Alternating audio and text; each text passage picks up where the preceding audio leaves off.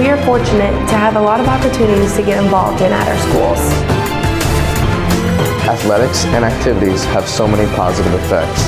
From learning how to build relationships and healthy lifestyles, and gain self-esteem and confidence. Make participation a priority. You and your school will benefit.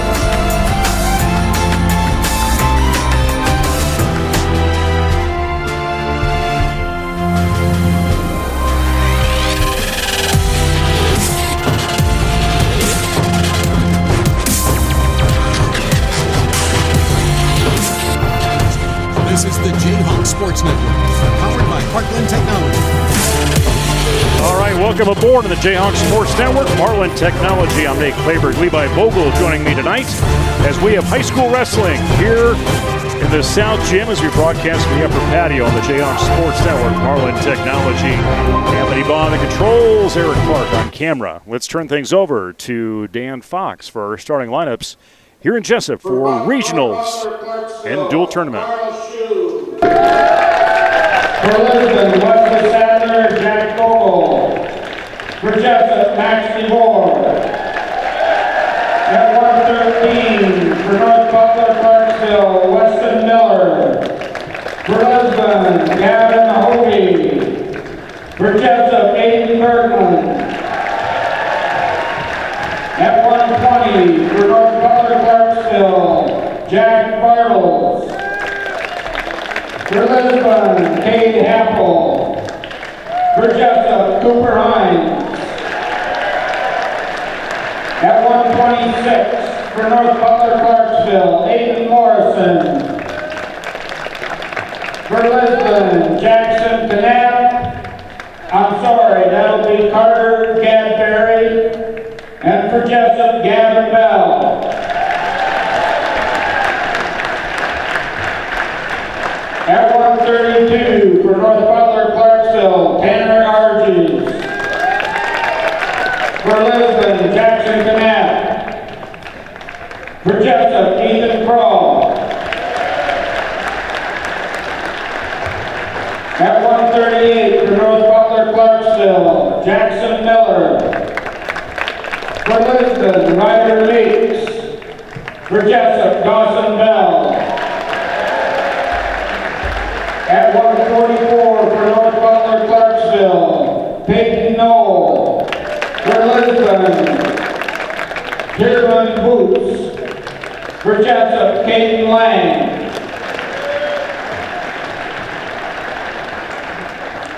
At 150, for North Butler-Clarksville, Ryland Pitzenberger. For Lisbon, Justin Snyder. For Jesup, Bryce Larson. At 157, for North Butler-Clarksville, Dylan Thorne. For Lisbon, Gage Hall. For Jesup, Wyatt Vanderwerf. At 165, for North Butler-Clarksville, Alex Bacon. For Lisbon, Gavin Carmer. For Jesup, Max Soley. At 175, for North Butler-Clarksville, Kevin Kyleman. For Lisbon, Ryan Evans. For Jesup, Kyle Bucknell. At 190, for North Butler-Clarksville, McCade Bloker. For Lisbon, Hudson Herbaschenmeyer. For Jesup, Dax Youngblood. At 215, for North Butler-Clarksville, Weston Jensen. For Lisbon, Indy Ferguson. For Jesup, Skylar Blade.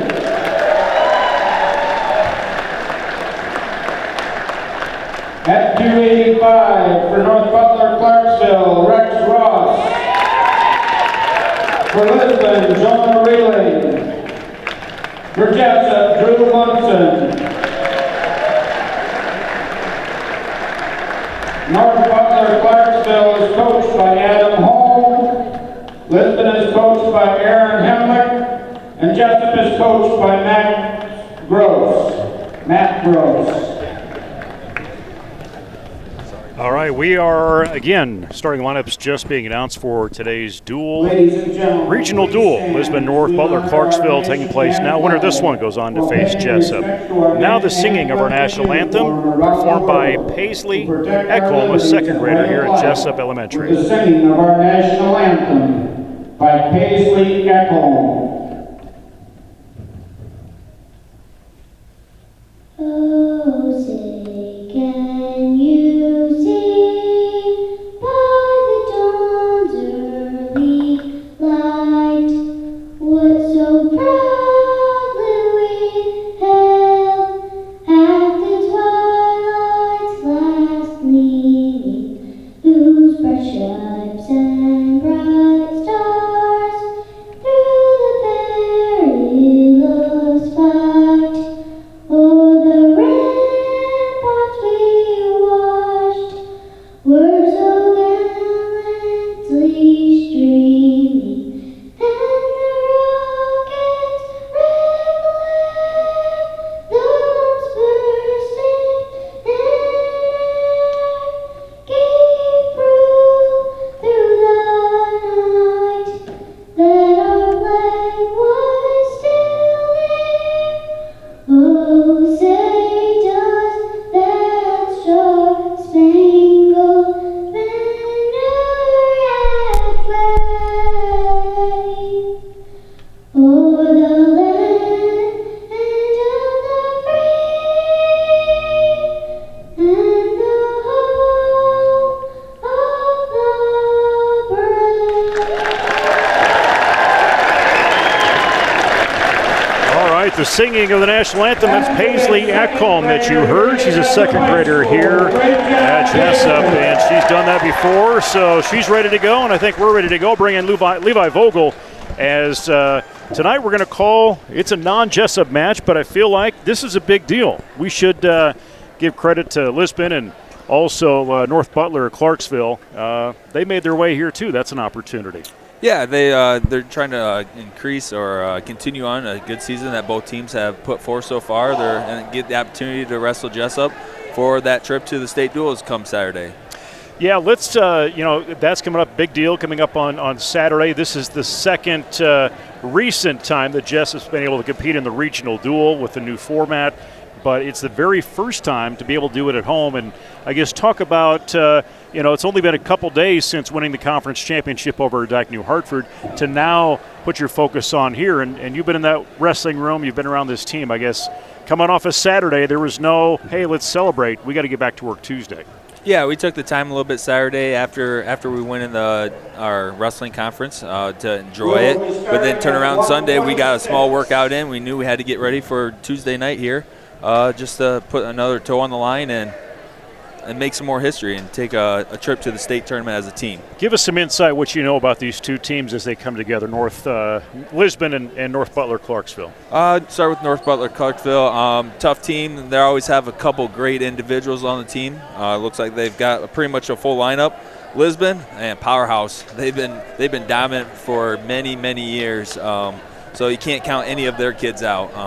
Long stream of success over there in Lisbon. Yeah, it goes back decades, if even longer, I guess. They've had a number of college wrestlers come out of there, and it just continues on. So, especially that area, that Lisbon, that Mount Vernon area, there's some good. It's a good hotbed for sports, just really across the board. So, yeah, legendary coach Brad Smith just retired last year. He took that program to new heights, and wonderful job he did over there. So we will see the first weight come up is 126 pounds. Jackson Knapp of Lisbon and Aiden Morrison stepping in. And Levi, what do you know about these guys? Knapp was a state qualifier last year at 113 pounds. Not too much information on Aiden Morrison that I could research on him. But starting out here again, 126. Again, winner goes on to face Jesup here in the showcase duel. As we look at that, and these guys right now still on their feet looking for that possession. Looks like Knapp's the one being a little bit more aggressor, getting to his hand attacks on the head and bicep. He's in a front headlock position.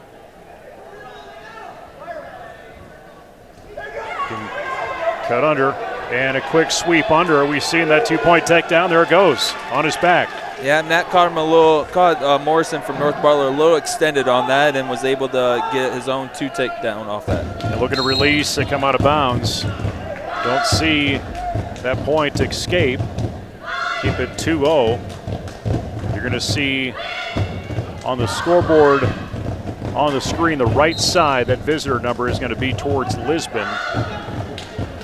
And that left side, North Butler-Clarksville. Get on the reset with 50 seconds remaining, first period. Yeah, Knapp's doing a good job of controlling North Butler's hips right now. Keeping them flat, working for his arm bars. Looking for his arm bars, I should say. Knapp really trying to apply pressure with that head. Morrison eyeing that circle to his right. He's going to try and stand up and turn in, but good control by Jackson Knapp.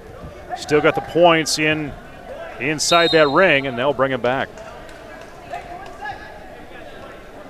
2-0 remains that individual score just on that first takedown. A lot of people in house tonight. Jesup faithful showing up, as are fans for the other schools.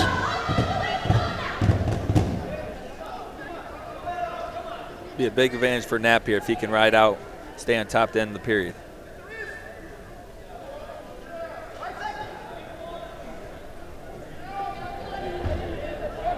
And that'll end that first period.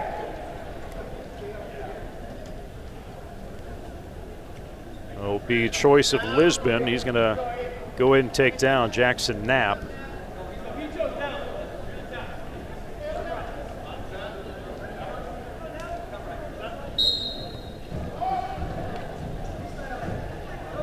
And Knapp qualifier at 113 and 1A last year. Finished second in the 1A District 9. Knapp was able to get to his feet pretty easily and got a standing reversal, or a standing switch on Morrison for a 2-point reversal there.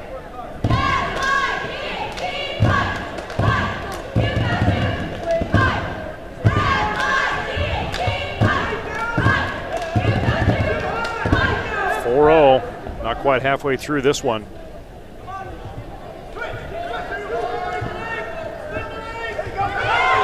Morrison's looking to scramble here. Whoever keeps their head high is usually going to win the scramble, and Knapp finds a way out the back door. Face down again. You get to this point, Levi, and you're going up against teams. It's not, you're going to see some stiff competition through majority of your weights. Yeah, these teams that have qualified for this regional, they're no slouch. They've got a tough lineup from the little guys all the way up to the heavyweights. So you got to bring it every single match, no matter who, if there's a number behind his name or what it may call for. But you just have to be prepared for anything. And they're going to prop him up on his back. Aiden Morrison had that one shoulder down. We got some count, and we're looking at a stick. That'll be 3 minutes, 21 seconds as Lisbon goes up on the board with 6 points. Move on to 132. Again, head coach of Lisbon is Aaron Hemrick, and Adam Holm, the head coach at North Butler-Clarksville, as they get checked in down below. At 132 for North Carter Gadbury out of Lisbon, and Arnaz. Tanner For Harris. Lisbon, Carter Gadbury. As they're just underway again here, 132 in this duel. North Butler's going to be highly favored in this match. Tanner's a 3-time state place winner so far, ended up getting second last year. Currently ranked second in the state in 1A. Yeah, he was first at Doug Tree's Bearcat Invite, at Top of Iowa Conference Tour, the Clear Lake Invite, the Jones Brother Invite, first all this year. Bob Murphy Varsity Tournament.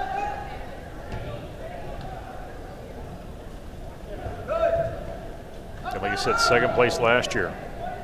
Yeah, and he ended up getting Let me look. Looks like he finished 5th, but back in 2022 and 2021. Okay. And he's gonna be able to continue to dominate as he continues here in a fall of just 49 seconds. And we tie things up on that dual scoreboard.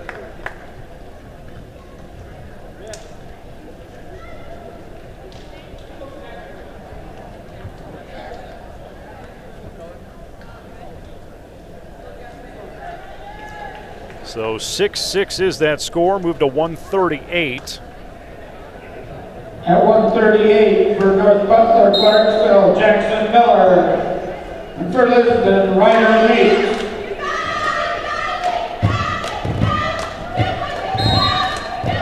And bring him out of bounds. Again, Ryder Meeks out of Lisbon, Jackson Miller, North Butler-Clarksville, 138. Just 3 in. Thanks for joining us on the Jayhawk Sports Network tonight. No matter where you're watching, who you're following tonight.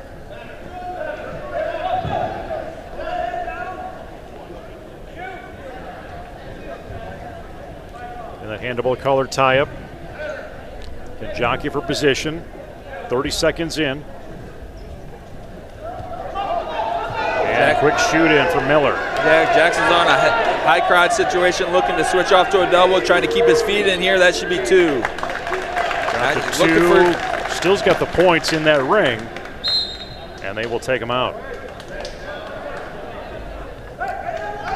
And we talked about that rule last time we were on when you look at the out of bounds and the number of points you got to have in before that whistle's going to blow. Yeah, it seems like it's. We had some questions on that ruling on Saturday at conference, and I actually got some clarification Sunday at a Pee Wee tournament for one of the high school refs. So when you're looking for near fall on the edge of the mat, you have to keep your knees on the mat. Once your knees come off the mat, you're determined out of bounds. Okay. 58 seconds is what that pin took to put North Butler now in the driver's seat of this duel by a score of 12-6. Jackson Miller again with that fall over Ryder Meeks at 138. Moved now to 144 pounds as we await wrestlers to check in at the table. And if you're a Jayhawk fan wondering where the Jessup meet is, well, it's following this one. And they will, Jayhawks get the opportunity to face Lisbon or Clarksville, North Butler. Or North Butler, Clarksville. Still some decisions happening as looks like Coach Aaron Hemmerich is still deciding who he's going to send over. Officials are like, let's get some things moving here.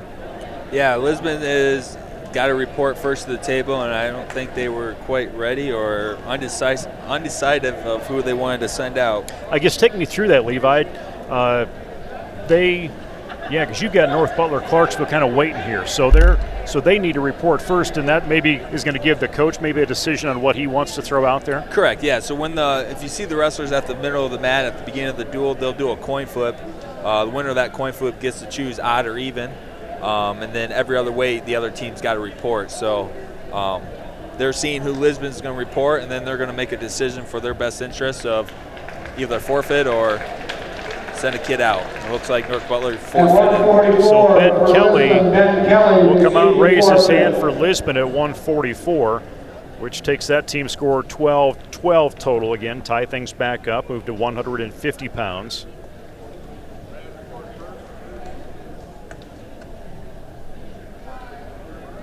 And it will be the choice of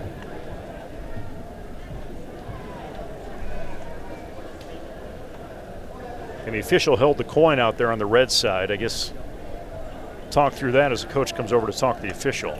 Yeah, I'm not sure because I heard the ref say that red had to check in first, but it looked like the last match that Lisbon at 150 pounds was checking in first.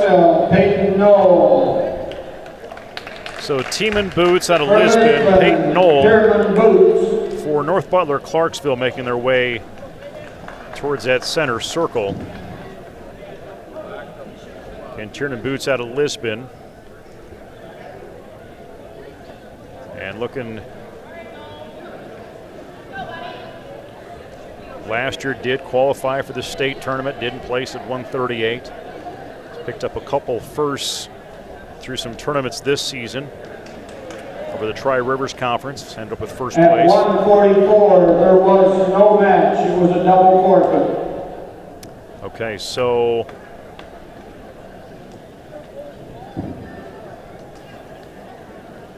even though they're saying a double forfeit at 144, even though Ben Kelly came out to raise his hand. Yeah, I'm not sure So they're going to correct how to go about that. I suppose that maybe they're looking at, yeah, they just pulled that off of track wrestling. So 144. I guess I would have imagined. Still got that 6 on there for team score, but I guess I would imagine that what was done is already done and over with. But if the ref decides that's a change can be made, I guess you can go that route. So Kelly Schutte, Dan Fox, Doug Bergman, all scores table helping to get this thing in the right order. Again, Tiernan Boots, Peyton Knoll set to come up here. And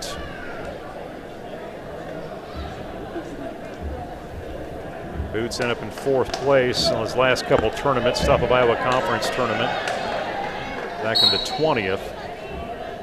And now seem to be moving along. Yeah, they got the score corrected, so we're looking at 12-6. Boots with the early takedown.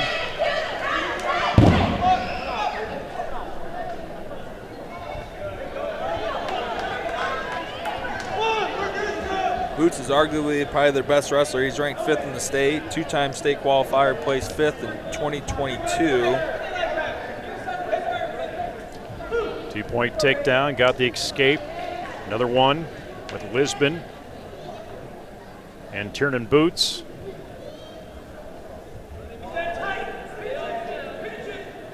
A junior, again here wrestling at 150 is where they've moved that up. And continue to try and drive that near side and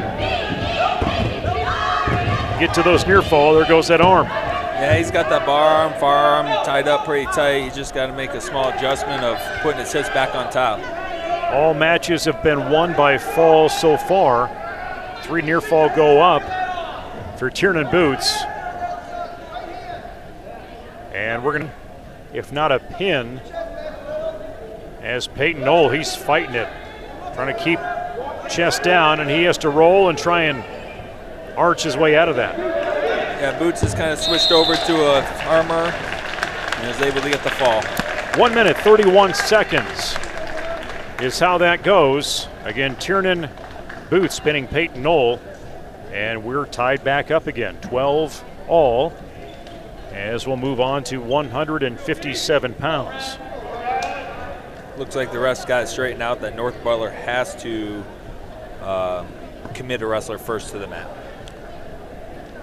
At 157. Duels can just be real interesting, Levi. You're looking at, you got some strategy you're really looking at. You're going to wrestle up, you're going to wrestle down. Who's in your arsenal that you're going to face? But sometimes you don't know who your opponent is going to be until that match shows right up. Yeah, it can become a chess match. You're just looking for the best matchups for your lineup and give your best, give your team the best chance to win the duel.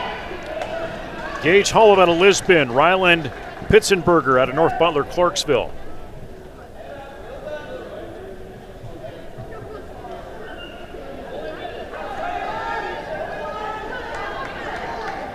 Gage Hullab, Lisbon again. Had some success in the JV tournament last year as a champion, 2nd place in the Tri-Rivers Conference. Pitzenberger, North Butler-Clarksville.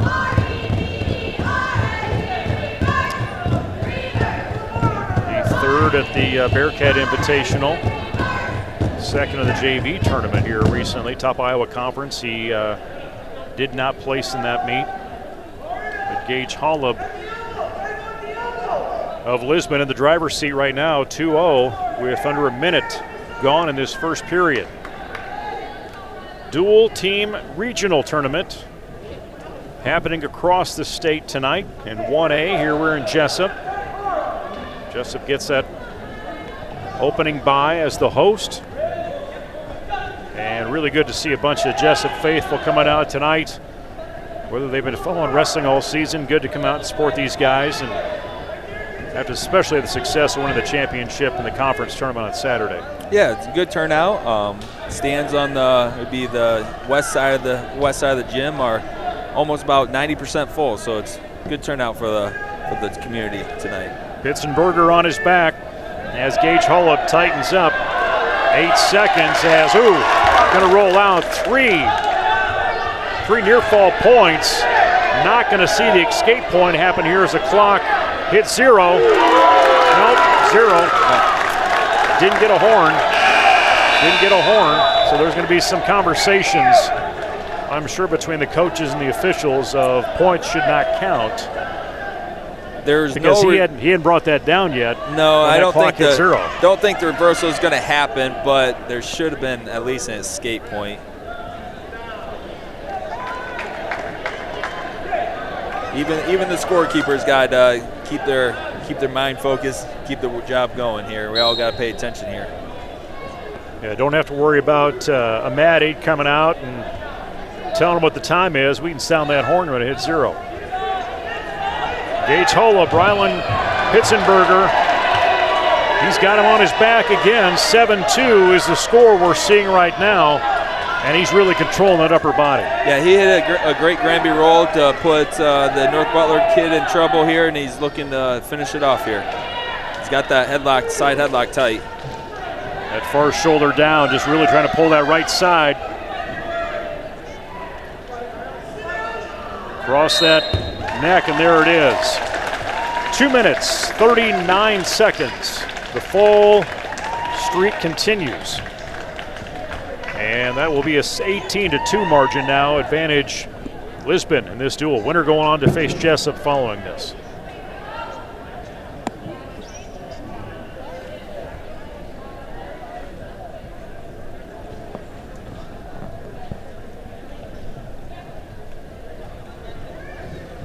Moving on, 165 pounds, as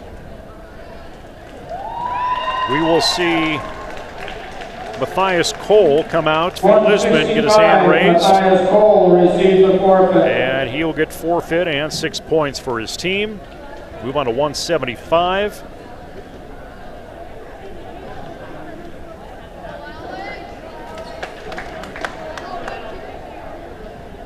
Looks like it's going to be Carmer for Lisbon. Gavin Carmer, Lisbon. Alex Bacon, North Butler-Clarksville. For North Butler-Clarksville, Alex Bacon. So Alex Bacon again from Clarksville. 4th place in some recent tournaments. 5th place, I guess, at the Clear Lake Invite. Gavin Carmer. 3rd place in the Tri-Rivers Conference. And up at a champ in the Springville Invite earlier in the season. At 175 pounds. As we started this thing at 126. Jackson Knapp with a pin from Lisbon. Tanner Harris, North Butler-Clarksville with a pin. Jackson Miller, North Butler-Clarksville. He gets a fall. Both open at 144. Lisbon with boots and a pin. Hull of Lisbon with a pin. Cole with Lisbon with a pin. And we'll see what Carmer can do here with Bacon. Still no score. Carmer got to a front headlock, but he kind of lost. He got his elbows tied up, and Bacon did a good job of staying square and keep searching for those legs, and was able to get back to his feet.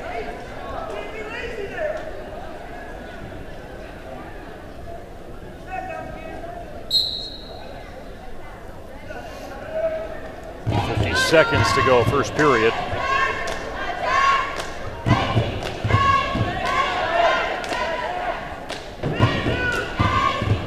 And the color type really trying to work that upper body.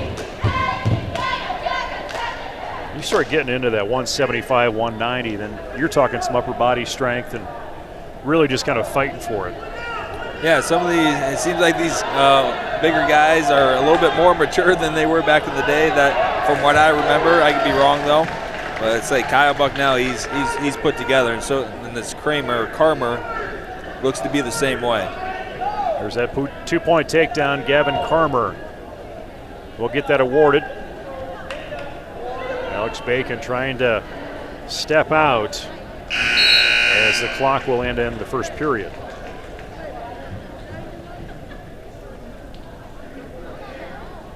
Defer on the North Butler-Clarksville end of things.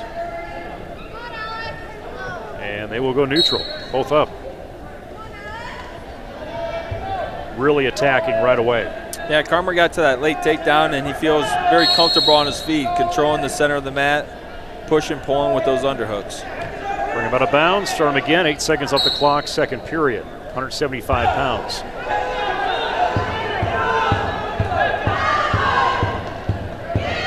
Karmer's back to that front headlock position, but he's got his wrist tied up underneath. Really step back, trying to avoid that takedown. And we talk about this, just the interlocking the hands and playing with the head, just really trying to kind of get you off your game and see if you can shoot on that opponent and take advantage of that. Yeah, it's no fun getting your head pushed and pulled around and some hard hand fight in there. Both wrestlers are trying to move the head to get to their position of where they want to attack any leg attacks. Bacon had an opportunity, but Karmer goes after, gets his second takedown. And that really is kind of broken down. It looks like Bacon a little bit physically and mentally right now. And the energy just coming from Gavin Karmer. Yeah, Karmer is really keeping the pace high in this match. And it's really taking a toll on Bacon here with 35 seconds left to go in the second period. I'm Nate Kleber, that's Levi Vogel, one of the coaches on the wrestling team, able to join us up here at the Jayhawk Sports Network this season. And I guess when you're looking at, I guess from the Jessup end of things, that kind of what was the conversation with some of the wrestlers to be able to kind of watch the opponents you're going to face, but still be ready to go when this is done. Come out and watch it, but also be ready to go.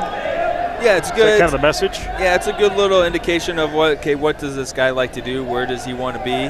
Also, you just never know. Like you said, you got to be ready for whoever steps on the mat because you can bump your lineup around a little bit, but feel the atmosphere here. Get out of the room, get into the gym, be underneath the spotlight, feel the energy, get your body relaxed, and be ready to wrestle when the time comes. 4-0 as we end that second period. Again, advantage Gavin Karmer of Lisbon. Lisbon does have the advantage of this dual meet right now, 24-12. And there's that 1-point escape, and we will see that score build for Gavin Karmer as he gets out. Yeah, Karmer did a good job of getting to his feet right away and clearing his hips to get that 1-point escape. Just underhook in the arms. And they're dancing around that boundary, and Bacon was looking for a little bit of a throw there, wasn't he? Yeah, he just got a little sloppy, a little tired, and goes right to his back. 4 minutes, 33 seconds. Another 6 points for Lisbon. At 175, again, Gavin Karmer with the pin. That is 5 pins for Lisbon, 2 for North Butler-Clarksville. And we're going to 190.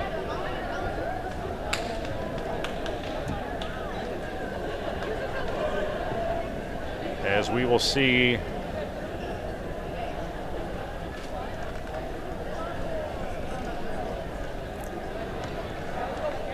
waiting for the check-in to see who we're going to get. Wrestling at 190. For North Butler, it looks like it's going to be McCade Blocker. For Lisbon, Hudson Herboldsheimer of Lisbon, McCade Blocher, North Butler-Clarksville here at 190 right away, getting after it with a quick 2-point takedown as Blocher in the aggressive state right now, and Holbschleimer really just trying to fight his way out. Yeah, this match is going to be a tough one for Hudson, for the Lisbon wrestler. Blocker's ranked number 1 in the state right now, 3-time state place winner, 4th in 23, 5th in 22. And that didn't take long. It was 5-0, but that's a pin in 28 seconds as North Butler-Clarksville will advance their points, making it 30-18. We're not done yet.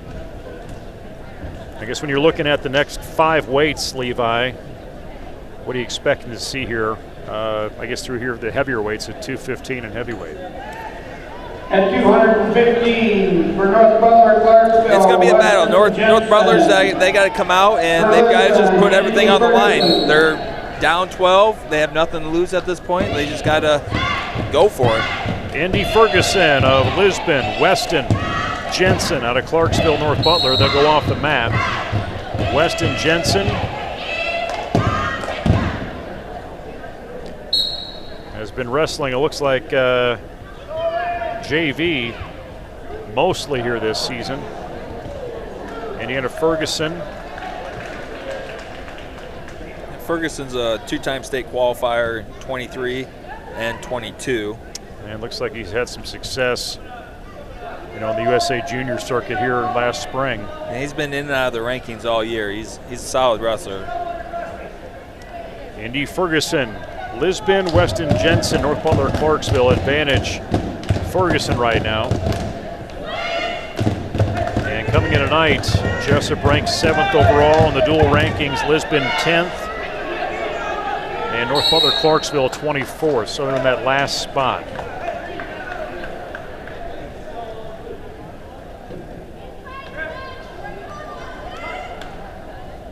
Back to the middle, get down position for Jensen. And 4 weights to go, advantage right now. Again on Lisbon with that team score 30-18. Winner moves on to face Jesup in the next one.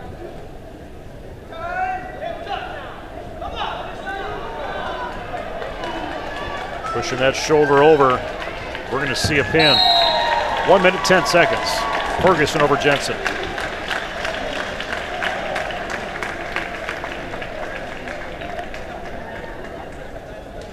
And really, it's Lisbon's meet now. Yeah, one more win from them probably closes out the duel mathematically of 18 with 4 weights to go.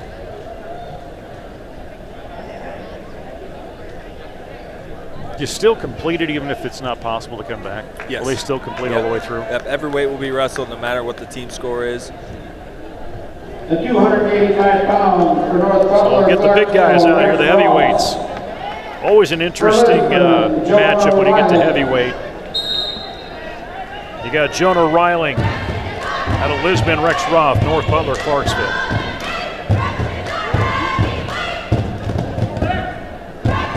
Yeah, there's a little bit of size difference here, so we'll see what Rex Ross can do to find a way to his takedowns. Jonah Reiling, 3rd place in the Tri-Rivers Conference. Rex Ross, 2nd place in the Bearcat Invite.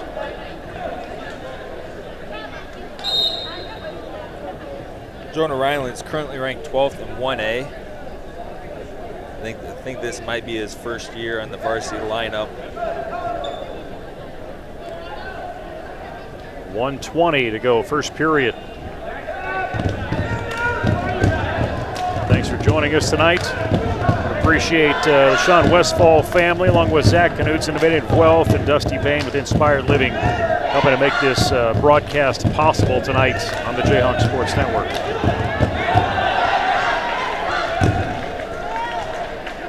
Good job of Jonah there, running his feet for a quick go behind. 2-point on the board.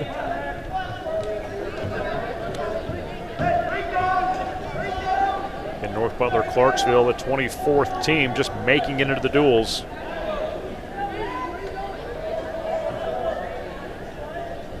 Yeah, they have a good season. They've had a good season so far. You just never know when you get in. Just get in and see what happens. You never know what each night's going to bring out. Give yourself a chance to win a duel. Walking that line right now. Just going back to what you were talking about. When you're riding that line, trying to get some near fall points, just position. You said both those knees have to be in there. Yep, just 2 points of contact, whether it's his knee and your knee, just 2 points of contact to be in. But once you come off your knee, you're considered out of bounds. I think they kind of need to tweak that rule because of the way we teach wrestling to little kids. We teach them to stay off their knees. So if you're telling kids that you have to be on your knees to get back points, it doesn't make quite a lot of sense. So hopefully they take that into consideration. There's always a reason for every rule, right? They just don't always give you explanation for it. Correct. Start on the knees and peel out 1 point. Advantage, Jonah Riley here in the second period. Yeah, you do see that distinct size advantage with Lisbon's Riling and Ross right now. Riling a senior, Rex Roth also a senior here at heavyweight. Heavyweight's one of those weights you are going to see this distinct size advantage because there's, 60 pounds difference between each weight class, 70 pounds. So there's a 2-point breakdown right there. Jonah does a good job of putting pressure on him and running his feet around for another quick go behind.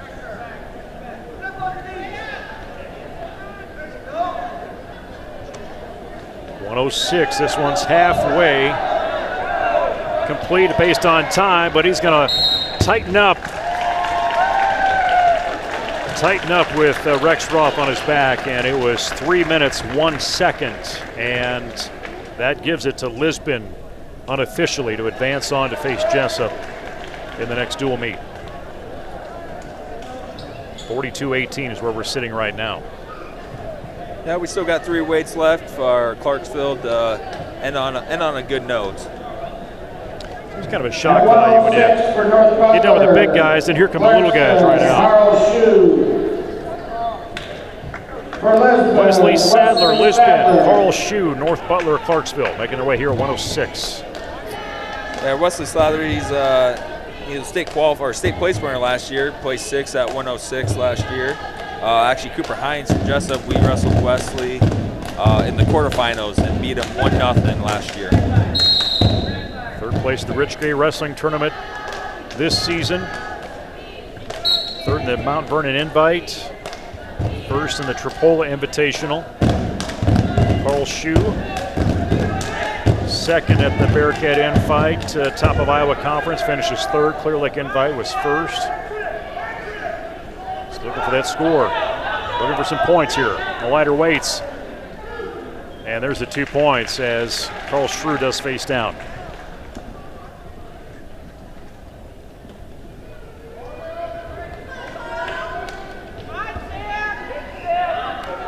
It'll be interesting here once we get Jesup on the mat, just how electric maybe this place can get with the people in here tonight. Yeah, you can feel the energy. You can feel the crowd's ready to get off their seats and cheer loud for Jesup when we're able to take the mat.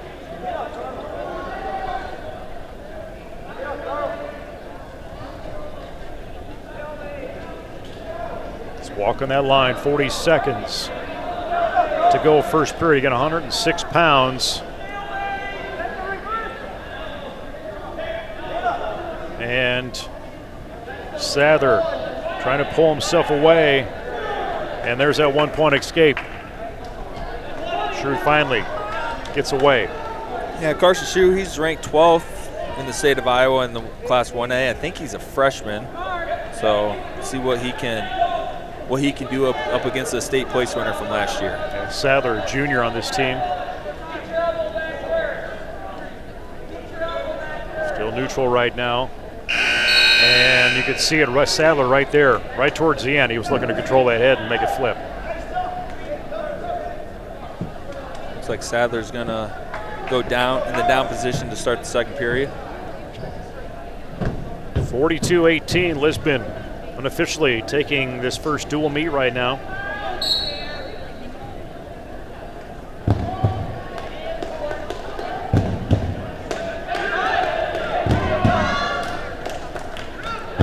Shu's doing a good job of keeping Sadler's weight forward, keeping his hands on the mat here.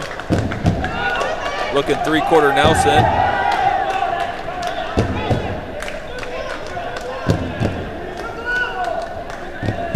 Officials still not seeing advantage either way, right? No, yep. Shu's still got in control here, but he's losing his hips pretty quickly. Squares him back up very well.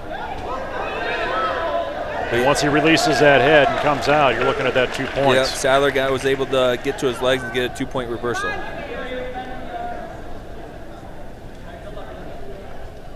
.110, pushing the halfway mark time-wise in this this match. North Butler against Lisbon, Class 1A regional here in Jesup tonight.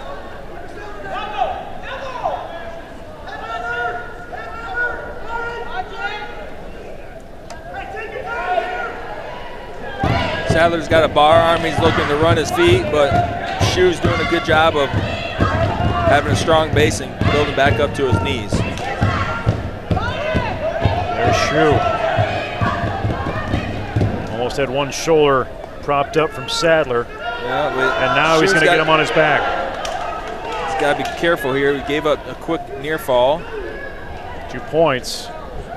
So what the official's holding right now, can he lengthen that out? Take it to 3, and the official will stop it. Yeah, potentially dangerous on the knee. 2-point near full. Tack that up. Make it 6-1 for Wesley Sadler to Lisbon. He'll come in the top position.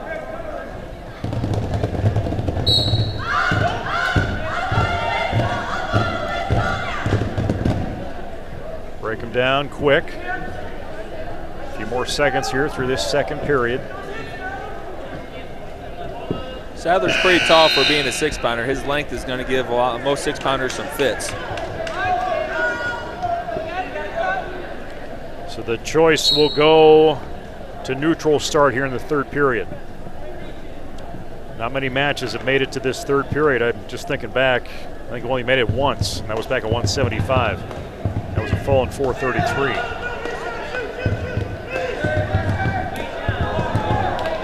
Sadler's on a high outside single here, looking to clear his head. Now he's got the cradle locked up. This could be dangerous for Shu here. Pull that leg, prop him up on the shoulders, and that's it. 4 minutes, 30 seconds. It's the longest, actually not second longest we've seen tonight. Sadler pinning Carl Shu, and that makes that score 48-18, and 113 will come up. And most likely Weston Miller facing Gavin Hove is what we expect to see. Getting here to 113. 2 full matches to go before we roll in. I don't know what kind of break are we getting between hand. Do you know off the top of your head? I bet it'd be short, quick, 5-10 minutes. I would assume the Jessup wrestlers are up in the room getting a little workout in. 113, Weston Miller. Lisbon, Gavin Hove. Gavin Hove at Lisbon, Weston Miller, Clarksville making their way out. Miller, North Butler, Clarksville, second at the Bearcat Invite. 5th place in the conference tournament. Gavin Hove out of Lisbon, 1st place in the Tri-Rivers Conference. 5th in John Byers Invite.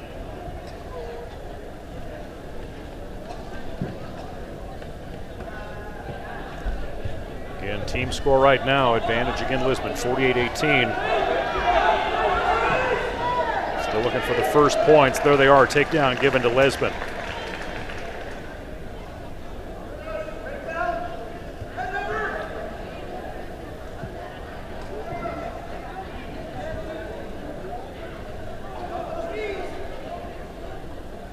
Miller is trying to worm his way towards that outer ring, it looks like.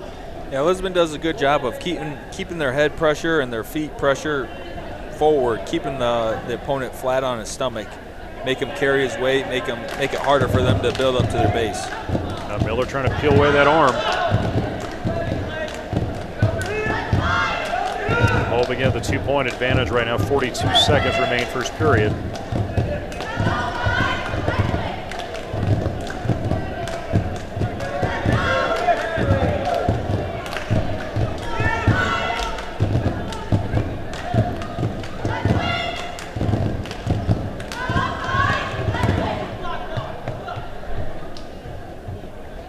they'll bring him out. 18 seconds to go. 2-0.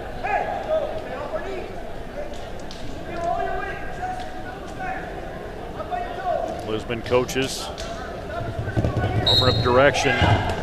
Meat is there, but you're still fighting, still going through. Yeah, that was Coach Dean Happel, a longtime Lisbon coach, father of some heck of wrestlers. They've got a long, rich history of wrestling in that family, and we'll see one of his boys here next at 120 in Cade. First period ends. Choice of Lisbon, and we will have Gavin Hove take the down spot.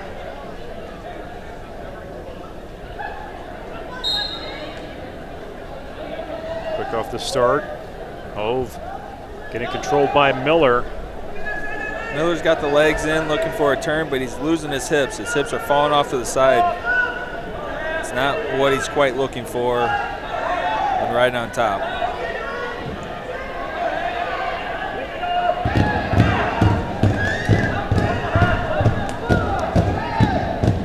And if he can pull that head out, yep, more likely going to get Miller right on his back. Yep, Hove's just got to keep pushing his head out, keep pushing away from his body, trying to sneak your head out between his legs here. And he's almost there to do it. Miller's doing a great job of just staying tight, being clingy. And there it goes. Pulls that head. Miller has to release. And that's a 2-point reversal. 1 minute remain halfway through this meet, or this match.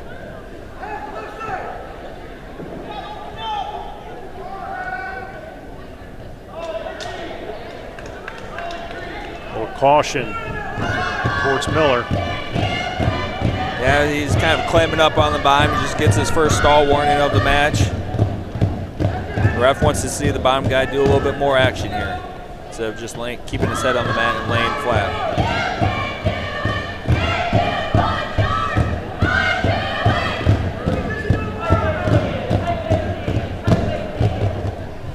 Busy time of year for wrestling between conference meets, and last week getting some makeup meets in and some time in like Jessup did over at East High last week, and turn around and have a duel. Then you go to state duels, you got districts coming up. Yeah, a lot of high quality wrestling that's going on last weekend and over the next couple of weeks, which is good. You got to keep that competitive drive up, get some quality matches in so you stay fresh, you stay focused.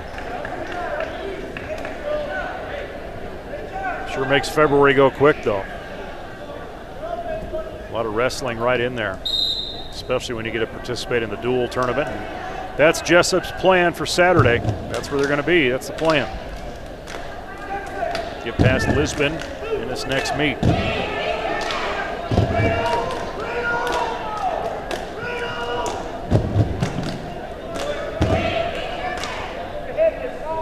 Miller's looking to hit an outside carry here, but he's losing positioning to the corner to Hove. 2 points going up for Hove. And Hove's not going to release. Miller hanging on up high, but we've gotten the furthest of any matches tonight with this one. Time-wise, every match except one has been a pin, and the only other one was a double forfeit. Well, Hove's getting some near fall here. He's close to a pin. If he can just clear his head right there, it's going to be tight to get Miller off his back here. Tighten up on that near side shoulder, get that drop down. We're going to see near fall. Take it to, I was going to say take it at 9, but it's going to be 5 minutes, 13 seconds. Gavin Hove over Weston Miller. 54-18 is that final. And we'll round things out here to 120 pounds. And you're anticipating Cade Happel and Jack Bartels. Jack Bartels. For Lisbon, Cade Happel. Cade Happel.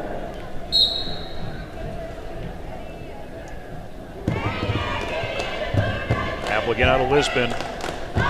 Second place, Tri-Rivers Conference.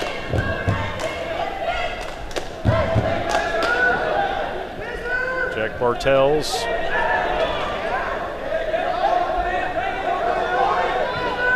Little scramble action going off, and they're both out of bounds. Restart on our feet. Bartels Bearcat invite third. Jones Brothers invite was third this season.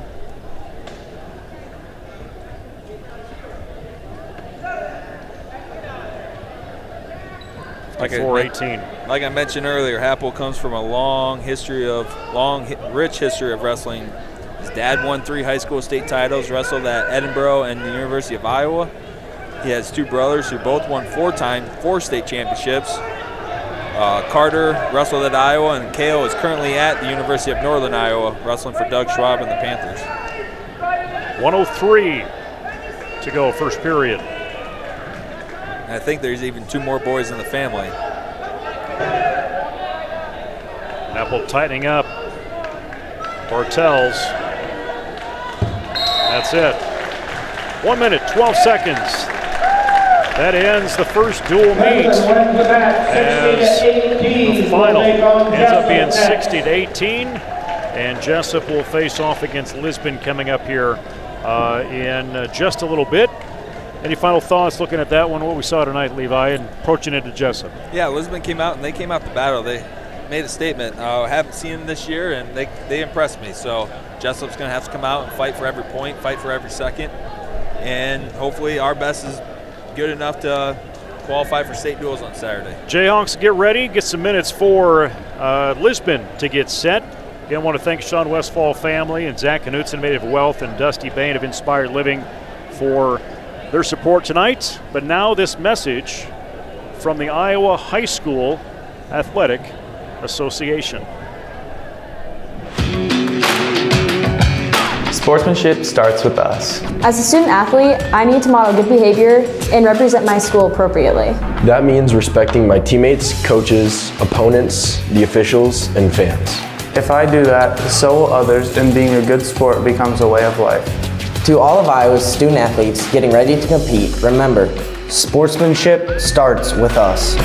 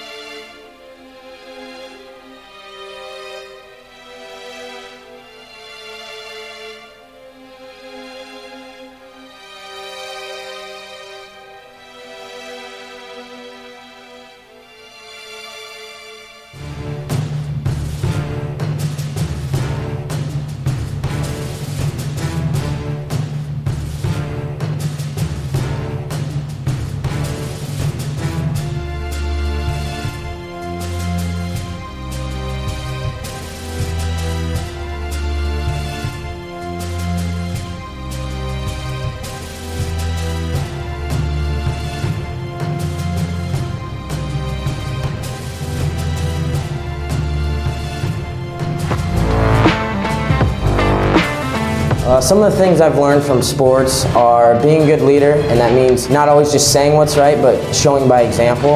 I've learned that being a good role model is so important because there's many little eyes on you and they watch everything you do. So as long as you're doing the right thing, then they will understand that that is what they're supposed to be doing also. What I really have learned is strong leadership and self-discipline.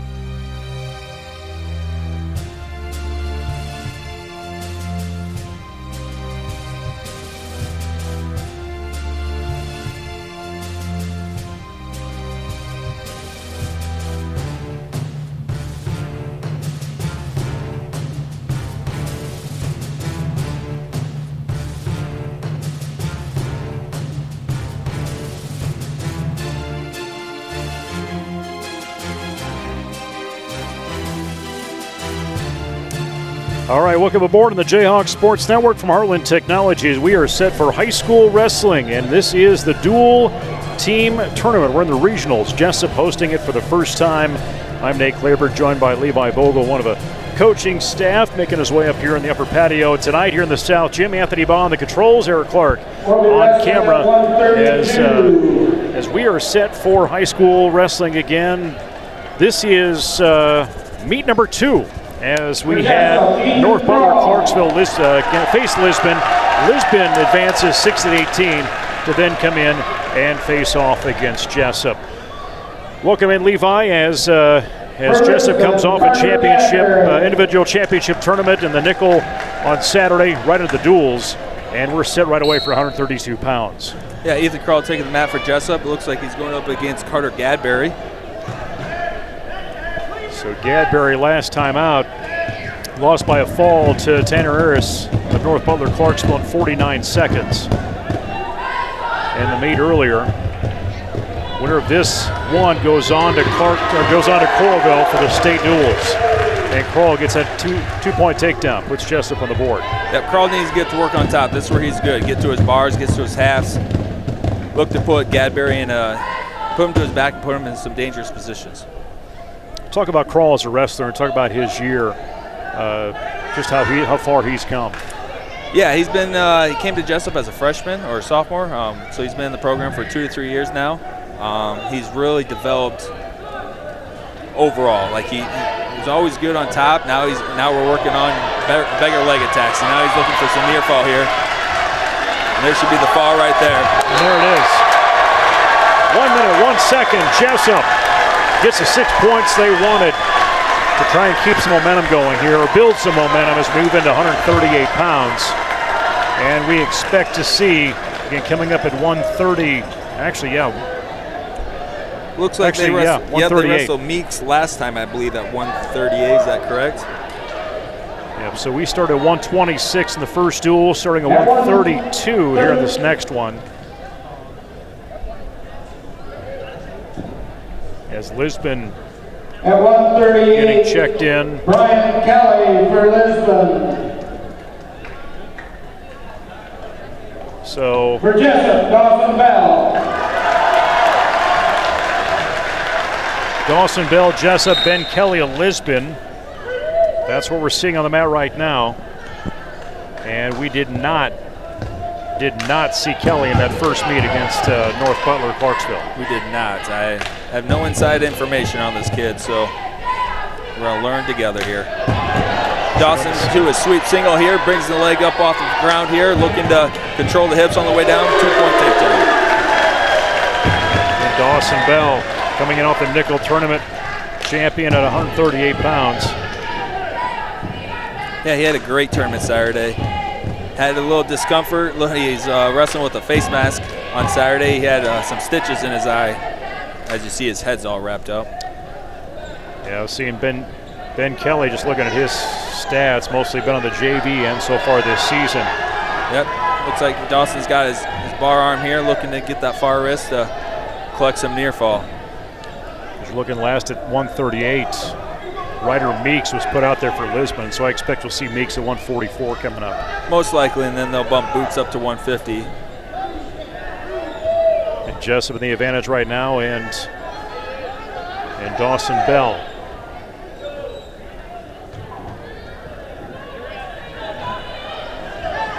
There we go, getting some more near fall here, but we're out of bounds. And Bell, one of the seniors on this wrestling team, and gashed his eye open over at Waterloo East on Thursday last week. Matchup against, were they facing East at that point, or was that, they're going up against Hampton? I'm not sure. I think it happened in the New Hampton match. I was over at JV conference, so I wasn't at Waterloo East that night. But Dawson's got his half and leg in. He's got that thing tight. Shoulders down. Official down low. You're going to see 3 points, if not a fall. And that took 1 minute, 51 seconds. Jesup. Crowd gets loud for that. It's 12-0 on the team score.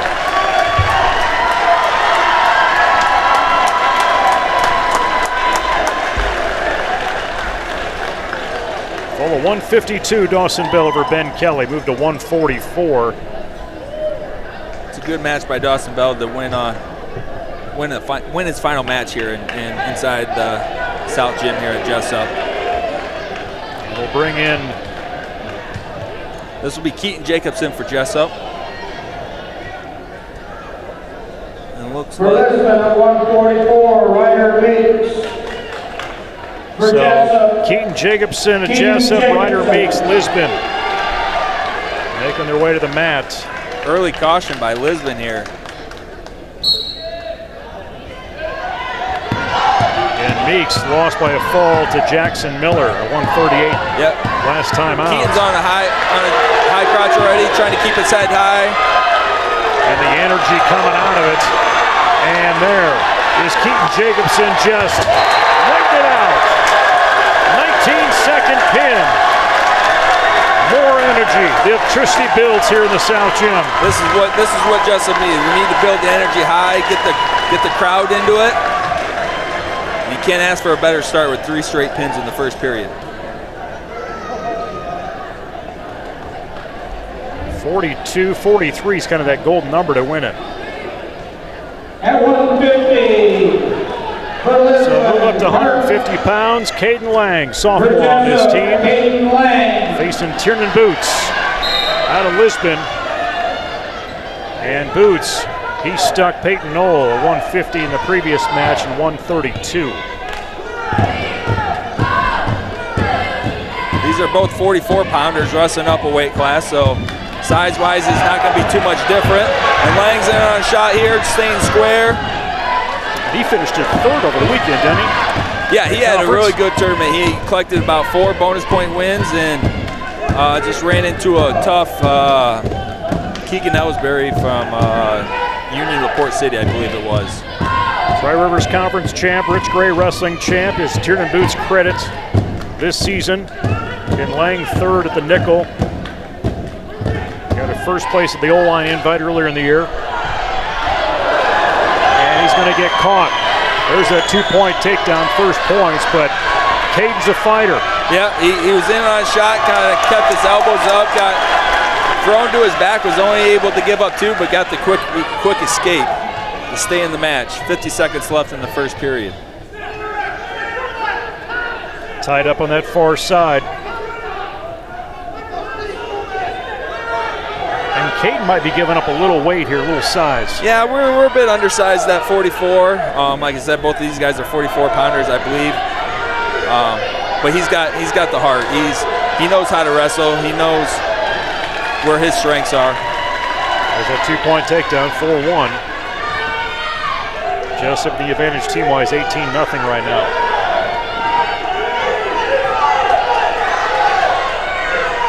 Caden's trying to get to his quad pod knee slide. Got to turn in. Yep. And roll through with that upper body strength. He's going to get one escape here. That's good. Good action to get one 1-point escape before the period ends. Bring him back to the center. And that first period, 4-2. This one very well could come right down to it. Yeah, a lot of action, a lot of flurries. You like to see that. Stop for some blood. More action is better than no action. So even though we're down on the scoreboard, it's an exciting period to watch there. Fresh 2 minutes up. That will put Tiernan Boots in that down position.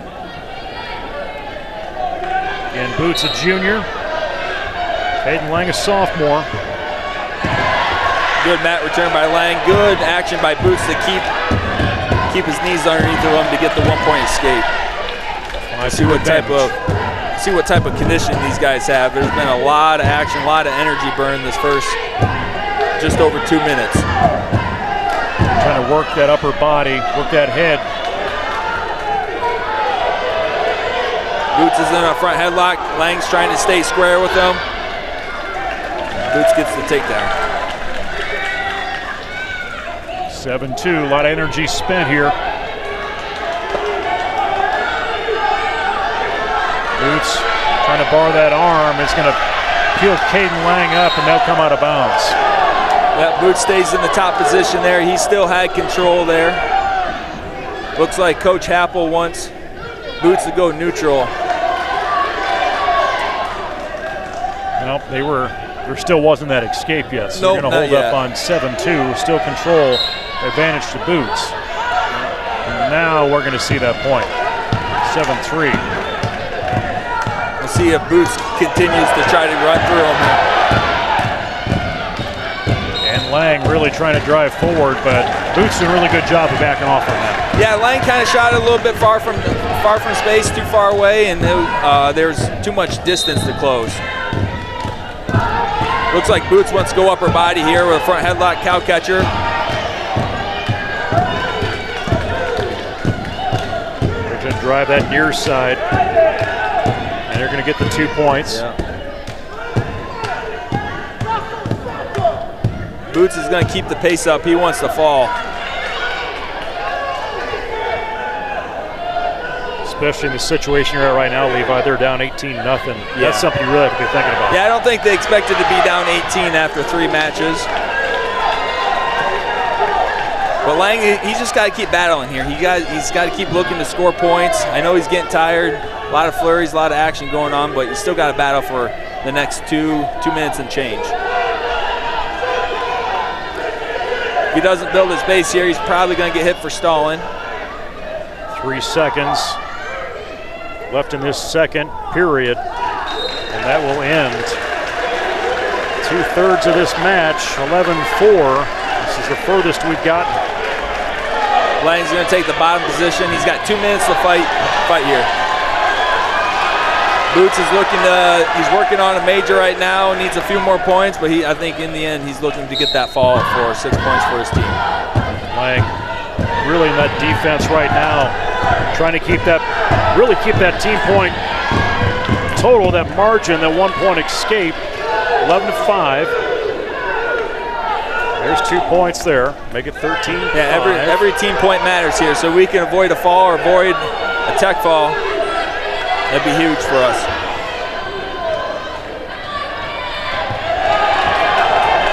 And Lang really trying to prevent himself from getting stuck underneath. 2-point takedown, and that's it. Lisbon gets their first pin and their first team points, 18-6, as that one is done here in the 3rd period. Total time on that, Trenton Boots beating Caden Lang by fall 434.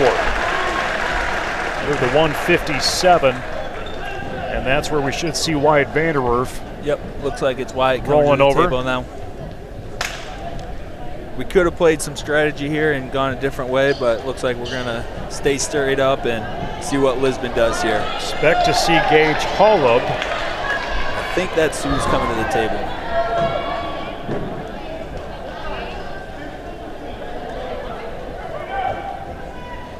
Wyatt Vanderwerf, Gage Hollub moving in. Hollub last time out in the duel. Pinned Pitzenberger for 240 that first duel. We'll see if Wyatt can get a little revenge. Like I said earlier in the broadcast, Wyatt wrestled his brother 2 years ago, first round of the state tournament, and Lisbon got the best of us. So see if we can beat his younger brother. Gage second place in the Tri-Rivers Conference. And again, Wyatt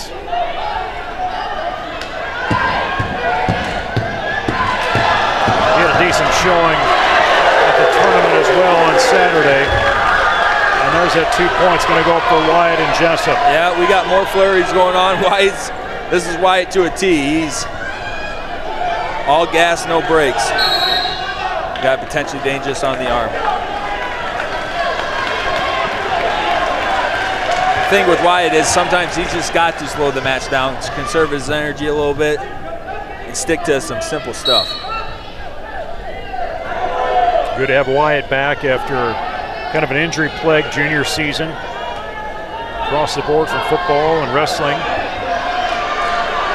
Yeah, he's working on a half Nelson. He needs to take him forward, take his hips forward. 1 minute remains, first period. 5th match of this duel. He's getting himself in a little predicament here. We got inside leg locked up, but we're losing our hip battle. He's able to clear his inside hand.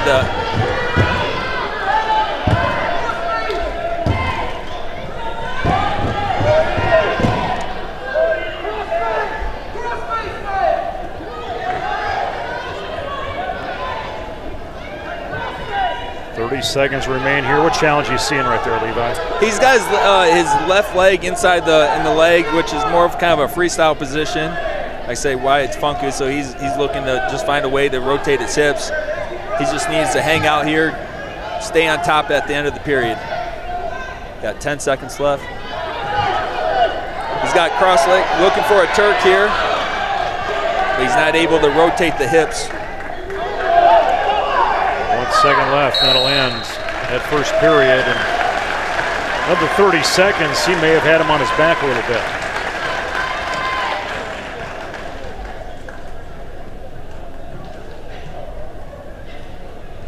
All right. It looks like there's some blood on the mat. Just trying to figure out where that blood's coming from. Yep. The trainers will come out, get that cleaned up. Looks like it's on Lisbon. Coaching staff will make their way, talk to their athletes, get a chance to talk strategy a little bit. Do want to thank Sean Westfall family, along with Zach Knutson, Innovative Wealth, and Dusty Bain, Inspired Living, for being able to make this broadcast possible tonight, right here on the Jayhawks Sports Network from Harlan Technology. I'm Nate Clayberg, that's Levi Vogel, Anthony Baugh on controls tonight, Eric Clark running camera.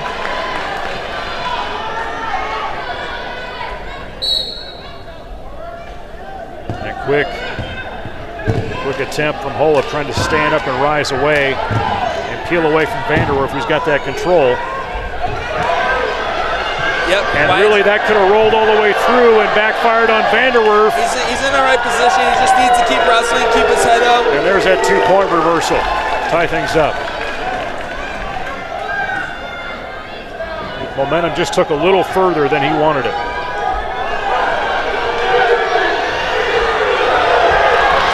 Near fall, but we may see another reversal, and there it is. 2-point advantage now for Wyatt Vanderwerf. This is a battle. 2-point reversal. This is where I was talking about with Wyatt. He just needs to wrestle simple. He's trying to do too much and getting himself out of position. And just both really using a lot of the upper body strength, just trying to control each other.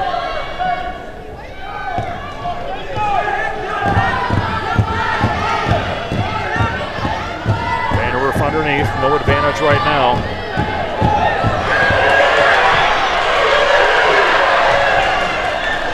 Holub was looking for a near fall there, but Wyatt had him in a sticky situation. He's looking for his own reversal. Still waiting for points. He's got 35 seconds. There's Holub still controlling. There it is. Wyatt's got a bottom leg Turk. He just needs to elevate this leg and turn his hips over to get more near fall. 6'4" advantage, Wyatt Vanderwerf, 157 pounds. Tightening up. He's got near fall going. He's got a 2 count. And Holub finding his way out, but drive from Vanderwerf. He needs to make small adjustments here to get the fall, and he's in a good position to do it. 7 seconds.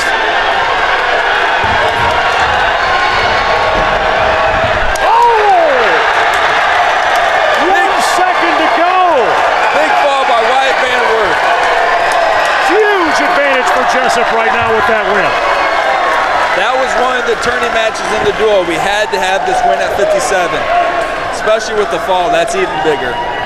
3 minutes, 59 seconds at least. Wyatt Vanderwerf for the pin over Gage Holub, and if you paid admission, you earned it right there. Yeah, the crowd was excited there. 4 pins for us in the first 5-6 matches. That's what we need to come out with. Get the crowd involved, get them excited. Some good wrestling going on right now. Kroll at 132, Bell at 138, Jacobson at 144, all pins. Boots of Lisbon, pins at 150. Vanderwerf, you just saw it, 157. That score, 24-6, is where we're sitting. On our way to 43 points is that magic number. At 165 for Lisbon, Gavin Carter.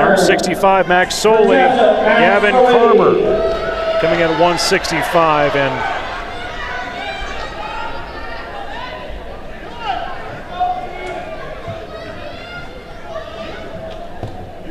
Max Soley is almost like a Wyatt Vanderwerf 2.0. He needs to just keep it simple. He likes to roll around, and sometimes it costs him some matches. So let's see. Hopefully he sticks to his game plan and gets to his offensive attacks. So Carmer was at 175 in the last meet. Ended up beating Alex Bacon by a fall of 433. He's coming down here to 165 to wrestle.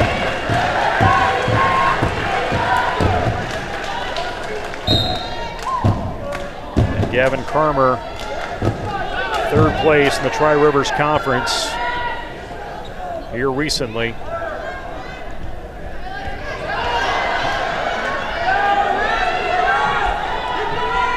Still looking for any points for either of these wrestlers. And there is Carmer. Gets the 2 points, and Soley will roll through. Yep, he comes right back to his feet. Good job, Max Soley, of getting out right away. 1 point escape. These Lisbon kids so far like to throw. Boots are trying to throw Lang, and now Carver's trying to throw some headlocks against us. Max is working the underhook right to a body lock. And there's 2 takedown and near fall. Lift him up. Roll through 2. They will give him 2 near fall. Yep, 2 near fall, 1 escape. And then there's an escape. 5-3. It was a good job by Carver of Lisbon to keep moving his hips on that body lock so he could scoot out the backside and avoid staying on his back for any longer. And Max Soley, a freshman. Talk about that kid in the room. Talk about his season. Yeah, Max, he has a lot of lumps. He's gone through a battle, and he's got a 2-point takedown. Not long. Well, he's going to give him 2 near fall. And 2 near fall, yes. And that will end the first period 9-3, but talk about a freshman doing well. Yeah, he's like I say, he's taken his lumps so far as a freshman. He's got boasted into the lineup, and he's wrestled some tough kids. So he's taking lumps as he goes, but he's growing. He's growing every single day in the room. He's finding out what he's good at and what he can work on. So it's exciting. It's exciting to see what he's going to be like here in the next 3 years. So Coach Gross talking with the officials. Yeah, he's got asthma, so he taking injury time to get his inhaler.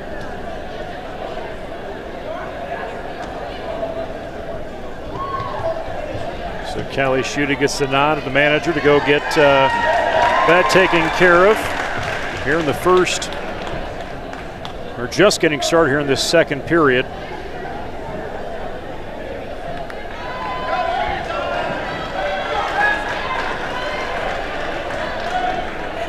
And that will place Gavin Carmer in that down spot. He's down 6 points. Yeah, Max Soley's just got to keep wrestling smart here. We got to lead. We just got to keep building now. Don't try to force anything here. Really driving that head down. Doing a good job of controlling Carmer's hips and keeping him on the mat. Max has got a leg in here and not quite where we want to be. We're not quite the legger, but he's doing a good job of keeping his hips up and extending them forward.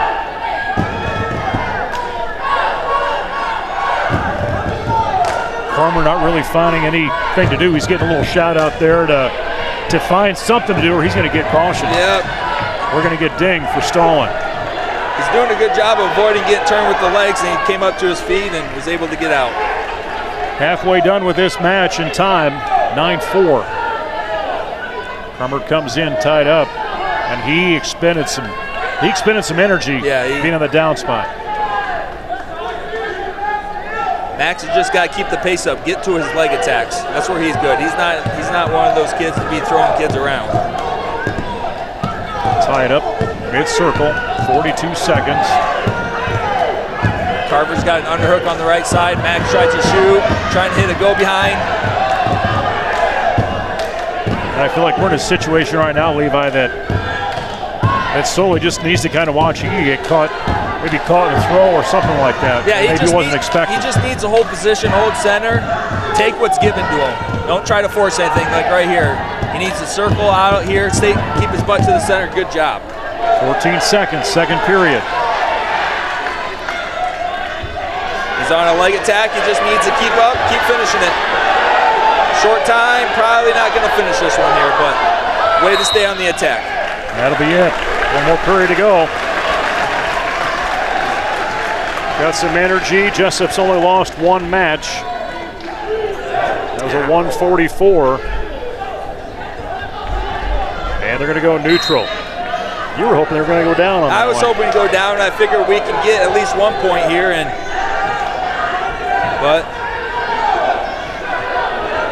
that's why Coach Grove gets paid the big bucks. He makes the decisions. Something like that. Yeah.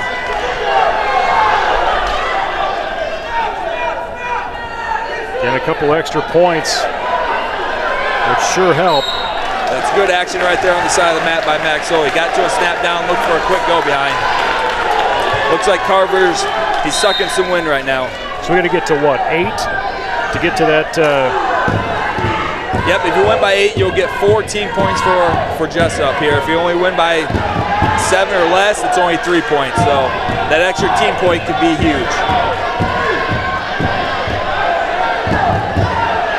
Carver's got an underhook on the right side. Max clears it. 9-4.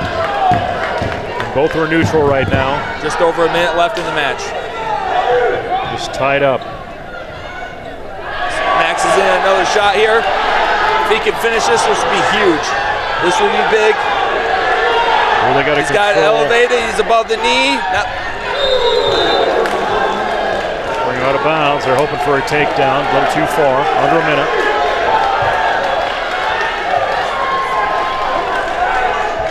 Sully still looks like he's got quite a bit in the tank yet.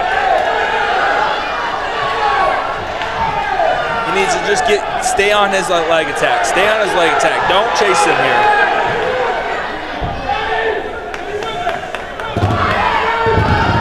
Stay out of the ties.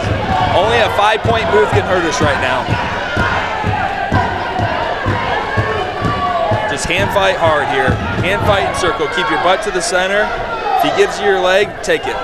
30 seconds. Stall warning. Stall warning, yeah. Lisbon, yep.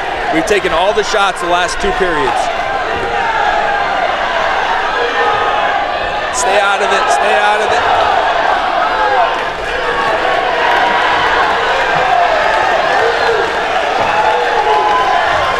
Seconds here at 165. Jesup is going to take this one. It was a hard-fought one, the full length. 9-4 that final. Another big win. That was another toss-up win that we had to have if we're gonna win this duel. 9-4 decision advantage. Max Sully, the freshman, makes it 27-6.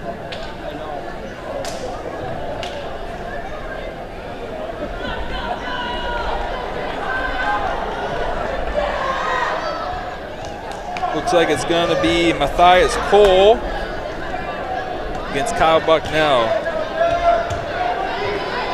This will be another good one. Matthias Cole is ranked 8th in the state qualifier last year. 175, Matthias Cole for Kyle Bucknell.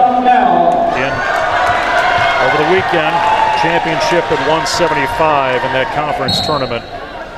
Yep, Kyle's ranked 5th in the state in the last rankings, and he was also a state qualifier last year, so we got a top 8 battle here. Cole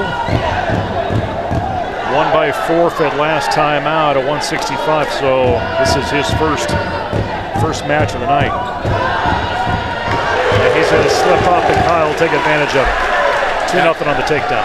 Kyle's wrestling his best wrestling of his career. I was just talking to his uncle Jared the other day, and he wished we had a couple more years left in him because he's finally starting to figure out how to use his size, his strength, his technique, and he's wrestling really well right now. So bring him out of bounds. Bucknell and Cole. Matthias Cole out of Lisbon. In first place in the Tri-Rivers Conference. Runner-up in some other tournaments this season. even though we're in a battle here at regional duels with this matchup for a trip to the state duel tournament, this match plays big for seeding criteria down at the state tournament. Sure, sure. Get a head-to-head win over a state qualifier.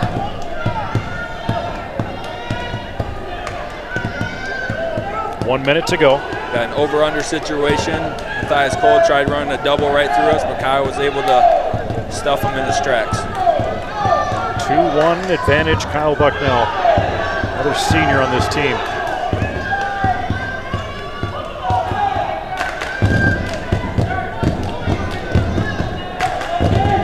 Kyle needs to keep wrestling here. We can't be relaxed and get thrown here. He needs to keep wrestling. Keep looking to create angles for his attacks. 30 seconds.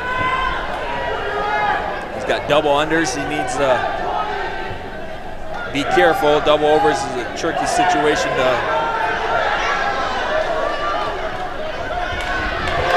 And Cole tried to throw him.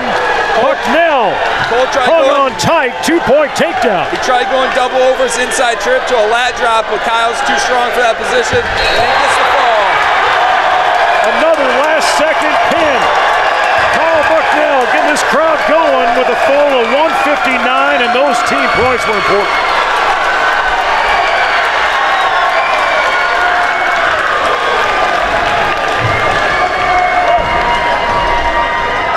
Tough loss for Matthias Cole. Great win for Kyle Bucknell. 33-6 is where we're sitting right now. Now we get to see probably Dax Youngblood for the first time in the varsity lineup. First day eligible from his transfer. At 190 pounds for Lisbon, Hudson Holdensheimer. Got 190 pounds. For Jessup, Dax Youngblood.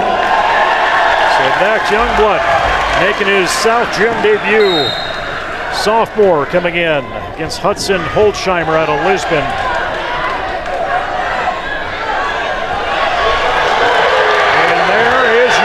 Getting right after it. 2-point takedown. 3 definite near fall points. Harold Schleimer got beaten 30 seconds last time out. And he's getting beat again, this time 23 seconds. Attaboy, Sugar. A little inside joke there, so hopefully we'll tell him to listen to that one. 23 seconds, making that advantage 39-6.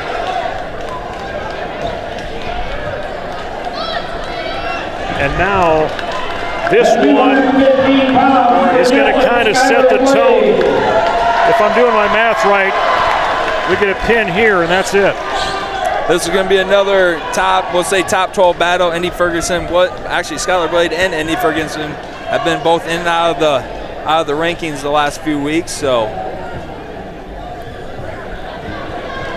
it should be another high quality match with a lot of criteria on the line here for the state tournament. Skylar Blad, Indy Ferguson. Ferguson last time out pins Jensen of North Butler-Clarksville in 1 minute 11 seconds. Indy Ferguson is a 2-time state qualifier in 2022 and 2023. Skylar unfortunately had his appendix taken out last year, the week before district, so he wasn't able to qualify. He was on a massive run at that time too. No doubt that he would have found his way down to Wells Fargo Arena. And he ended up second place in the nickel over the weekend. Yeah, lost a tough match to the AGWSR kid, who's ranked top 5, top 6 in 2A. 215 pounds. 5 matches remain beyond this one. Jessup in the driver's seat, 39-6.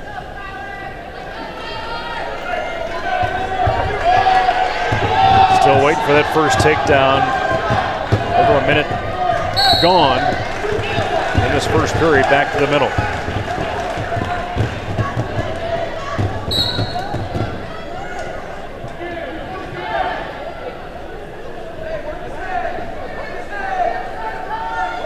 Jessup girls down by 2 up at Wapsie tonight in that 4th period. Keep an eye on that one.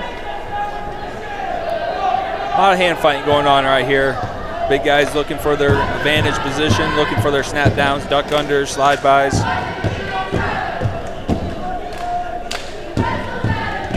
Skylar on a shot, straight on, right to an over-under situation. We're going to see more fireworks here. 15 seconds. Looks like Skylar's just trying to block and avoid the over-under, clears out of it. 10 seconds left. Looks like it's going to be scoreless.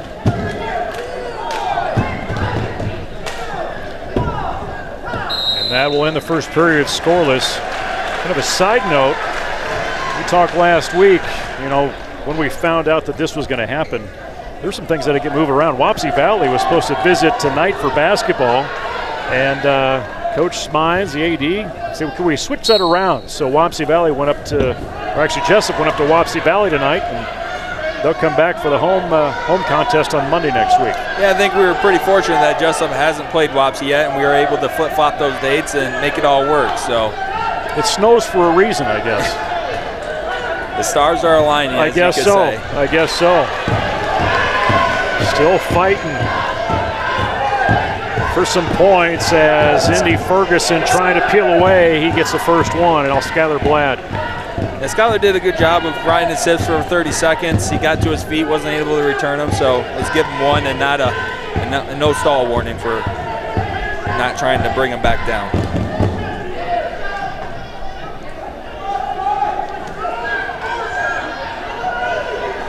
Again, Skylar's trying to shoot through the body of Indy Ferguson, and he's got a big chest. That's going to be something. It's going to be very hard to do. He's got to stay to the outside, stay out from underneath of him. Even though Skylar thinks he's a big 215-pounder, he's actually pretty small for the weight class. He's got to use his quickness and stay outside. He's definitely got the ego for it. Yeah. Proud guy down there. He was full of energy over at East last week.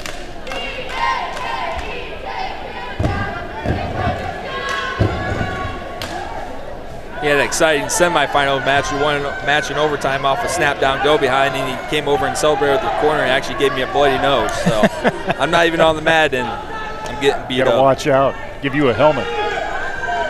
19 seconds remain here in this second period, and it's been a struggle to try and see either advantage for either of these guys if it wasn't given to you based on the coin flip. Typical big man match, a lot of pushing, a lot of pulling, a lot of hand fighting. Not a whole lot of points, but we're going to have 2 minutes of flurry here. 39-6, Jesup. Advantage team right now. Lisbon's only taken one of them, and that was at 150 pounds. And we're tied up. Quick escape by Skylar Blatt. That's way to go. Less than 10 seconds out of the period, and we're back on our feet where we want to be.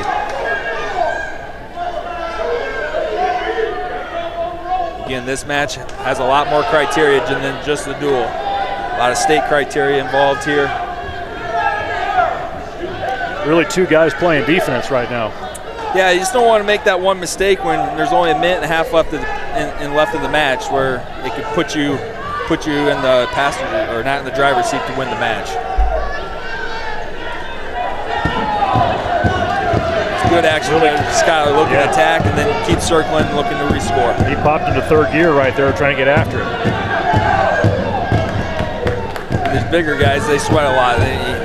One little misstep or one little snap down can decide the match here, so you got to stay in good position. I suppose that's right. You get caught on a slick skin and it could be a disadvantage or advantage.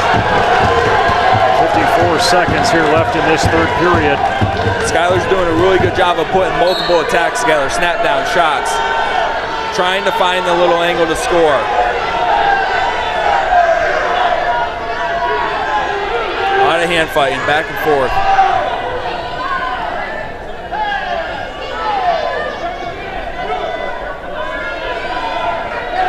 Haven't had too many matches go the distance.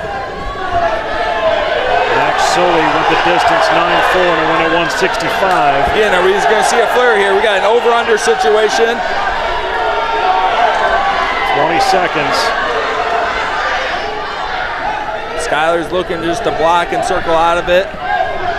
We haven't had any cautions yet or warnings yet, have we, on stalling? No stall calls, no cautions. There's one stall call on red here on Lisbon.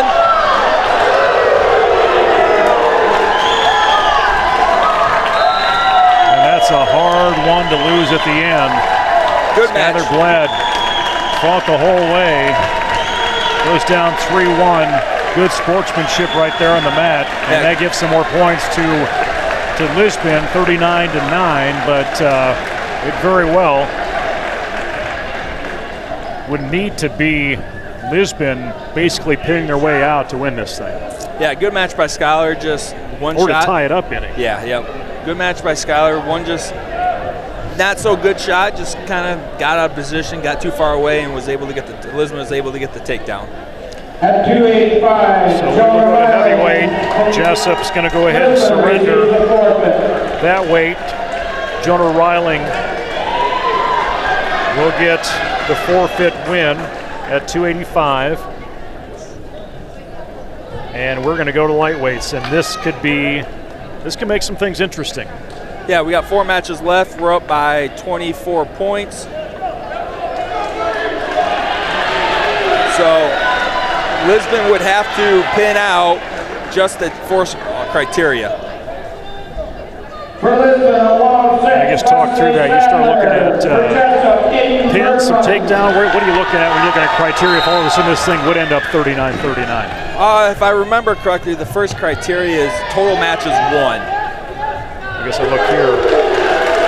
Yeah, you're coming back to individual matches won. You're at 7-3 right now. We got another top 6 matchup here in Aiden Bergman, who's ranked 2nd in the state in 1A against Wesley Sadler, who's ranked 6th. Like I said before earlier in the broadcast, Cooper beat Wes Sadler 1-0 in the quarterfinals last year at 106. So we'll see if Aiden can get the same result. Sadler beating Carl Shrew in a fall of 431. And the matchup against North Butler and Clarksville. He was 3rd place at the Rich Gray Wrestling Tournament.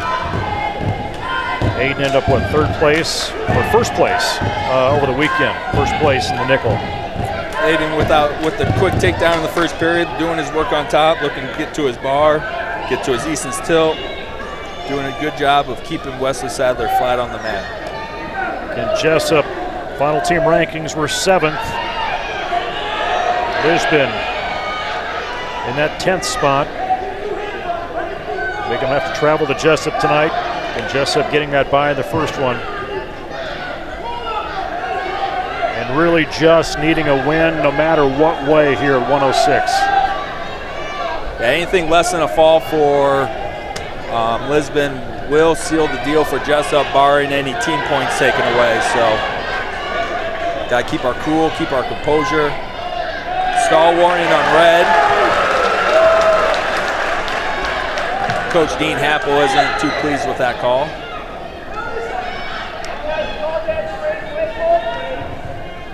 Looks like Aiden's going to ride him out for a 2-0 lead heading into the 2nd period.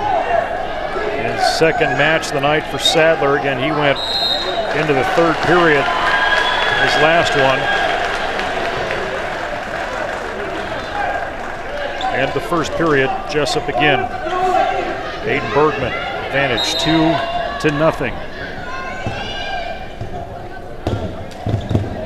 Little side note, looks like Aiden's rocking a new pair of shoes this week. Seems like a lot of these kids are rocking a new pair of shoes every week. I don't know where they're getting this money from, but they are pretty cool.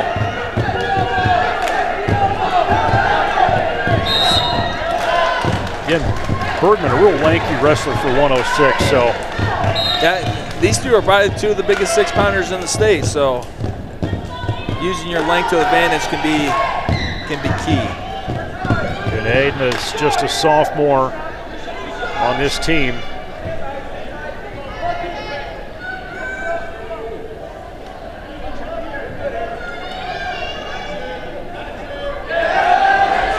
He's on a low ankle here, trying to cover the hips. trying to get out of bounds, and there's Bergman trying to pull him back in. Yep, he needs to pull him back in. He's got plenty really of time. Trying to prop him up and release. Did he release the arm yet? Is he still hanging on? Yeah. Nope, there is a 2-point takedown. Kind of funky position there. We got his arm trapped, but the ref considered we controlled the hips there for a 2-point takedown. Looks like Lisbon's gonna want to question the call. I don't see how it can be overturned, but he wants to put his 2 cents in.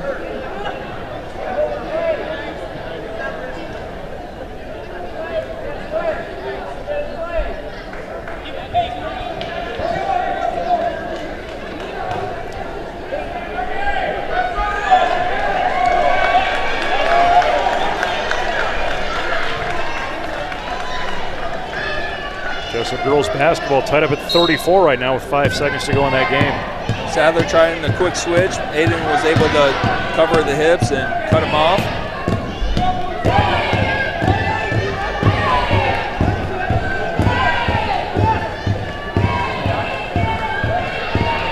Sadler's kind of laying on his belly here, not doing too much to build up here. He's been warned once already.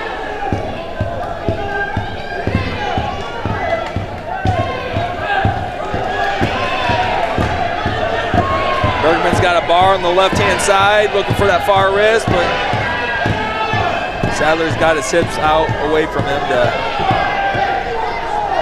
Second period coming to an end.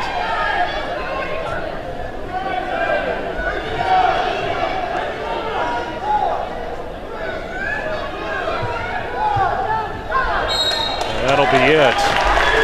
Really got close to going out of bounds there with a second left. And Bergman kept him in. We go to third period. An advantage right now, Jesup. Bergman chose the neutral position. He's already got 2 takedowns on him. See if we can go get a couple more and go get that major decision.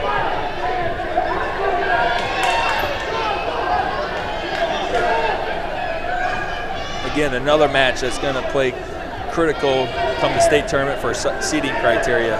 Head-to-head win.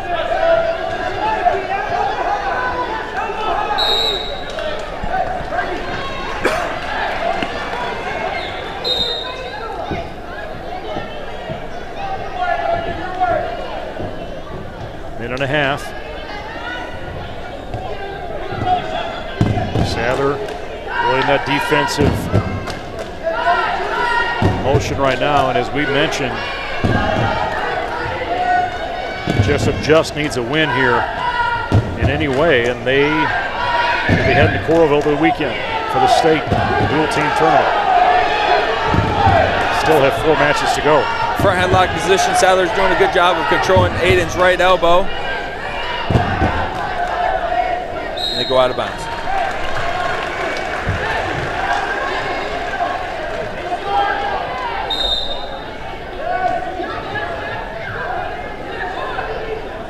Burst energy there from Sadler.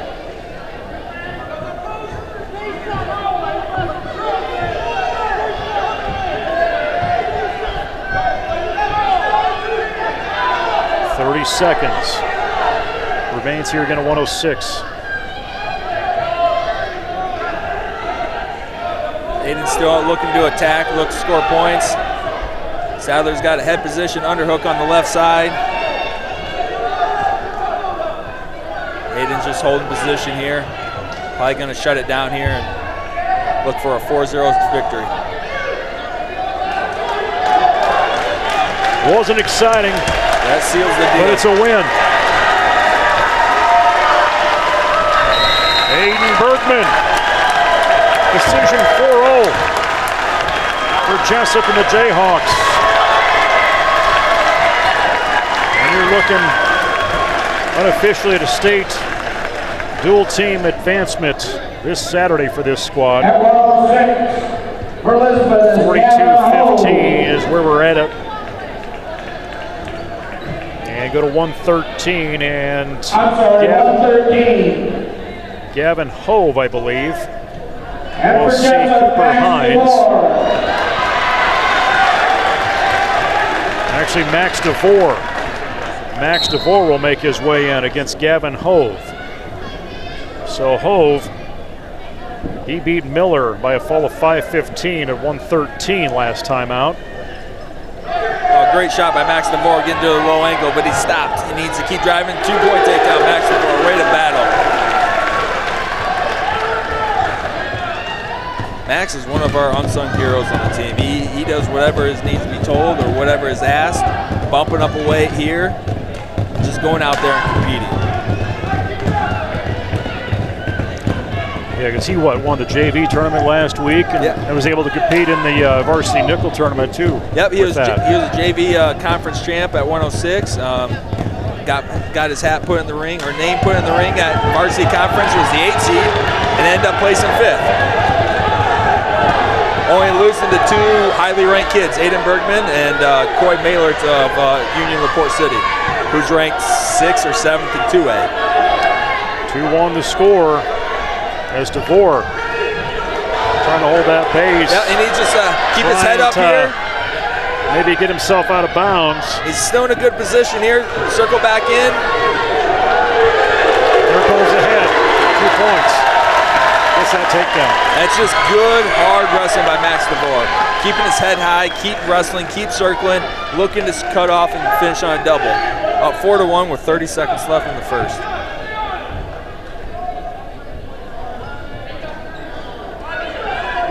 There's Hull rising up. DeVore does a good job of keeping control. Yep, keeping his hands forward. Be big if we can ride him out here. Took him out of bounds, back in the middle, start him up again.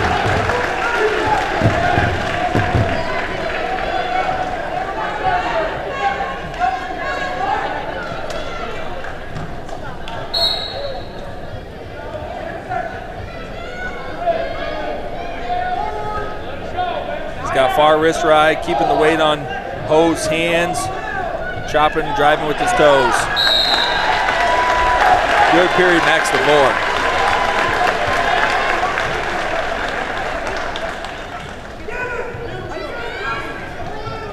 Start that second period. Max DeVore chooses neutral.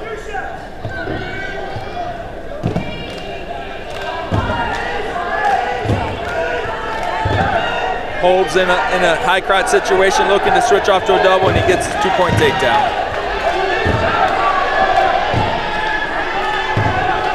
He was able to use his size there to get to his position, put the advantage in his corner.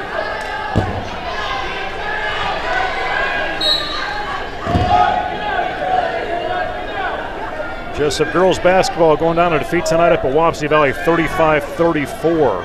Last second free throw seals it for the Warriors tonight. Boys will come up next. That's all on YouTube on Wapsie's channel. If you're watching wrestling when this wraps up, you can check that out as well. Holds looking for a cross wrist tilt. And Max DeVore, Gavin Hove. And Hove letting up. Max DeVore is doing a great job just being strong and physical, getting to his feet here. Kind of in a waterfall position here. Hove still in control here.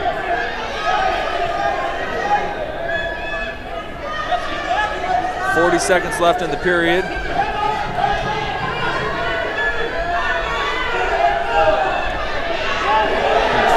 Max is slowly improving his position here. Needs to just keep staying square and hipping into him. Should be getting close to 1 because Hove lost his grip, but he drives across. Still holding their points towards that line, out of bounds. That was some jockeying for position. They both were fighting each other. Yeah, they both had the opportunity to score some points there. Max just did a tremendous job of not panicking and staying tight. Now we're looking to score at the end of the period. 15 seconds remain, second period.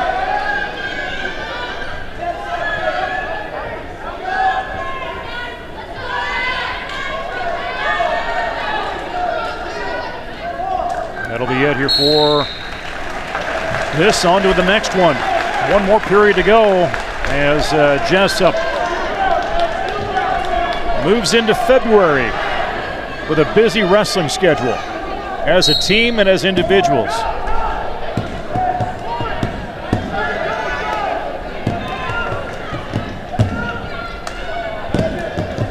And 120 and 126 remain with wrestling yet. Max has got a leg in. He doesn't want to be kind of lost his position here. He's going to give up a reversal. Still trying to hang on, but that 2-point reversal is going to be the advantage of Gavin Hove, making it 5-4, 90 seconds remaining. Hove's got Cradle locked up, but he's not in the best position to look for some near fall. Max has got to attack his leg here.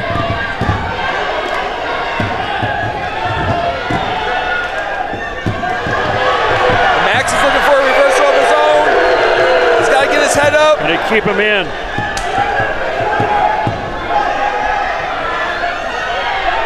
Max is a fighter, and he's not going to give up. There's going to be a 2 reversal. Pull it out, under a minute. He's got to bring his head up. He's got to bring his head up.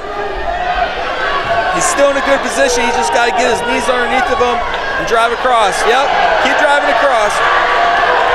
45 seconds. There's the turn.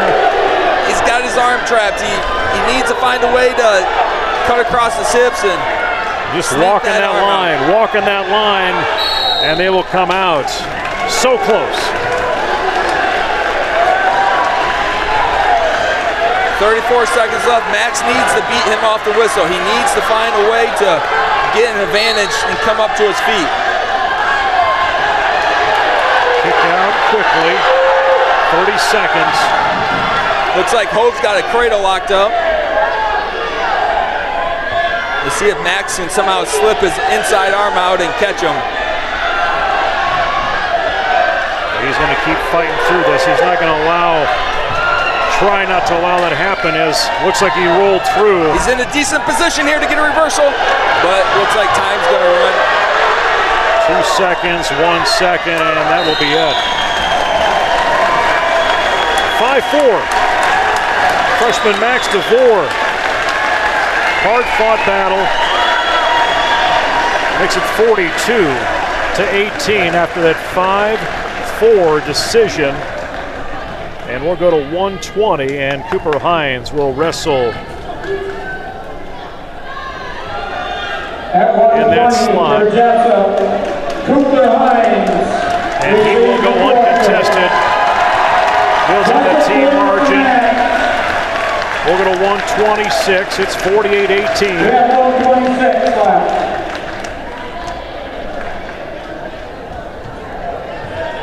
And Gavin Bell on deck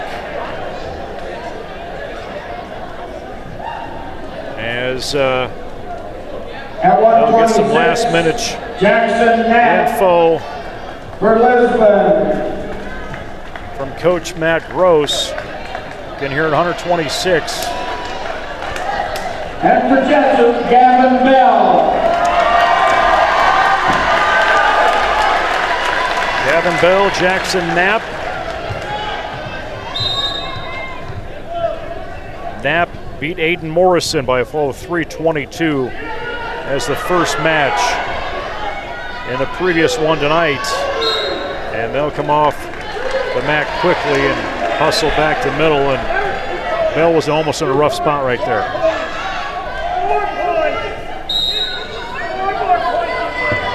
I think I have to agree with on the Lisbon coaches there. There should have probably been a takedown there for Knapp, but we'll take it.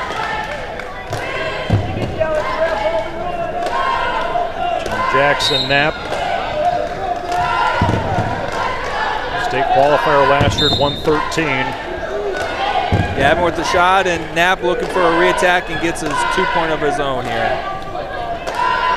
He's got a Splato locked up, but Gavin's doing a good job of staying in good position here. They'll finish 4th place in the NICL tournament over the weekend to lead towards that conference championship for Jayhawks. Stalemate called by the referee.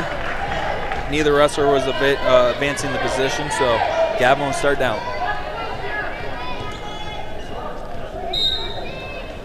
Thanks to everybody joining us in the Jayhawks Sports Network tonight. Special thanks to Sean Westfall family, Zach Knutson, Native Wealth, and Dusty Bain of Inspired Living, making this broadcast possible for all 3 teams tonight. Knapp's in a front headlock position. Gavin's able to shoot to Knapp's right leg. Kind of get a little bit extended here, hoping for a stalemate call, get a fresh start.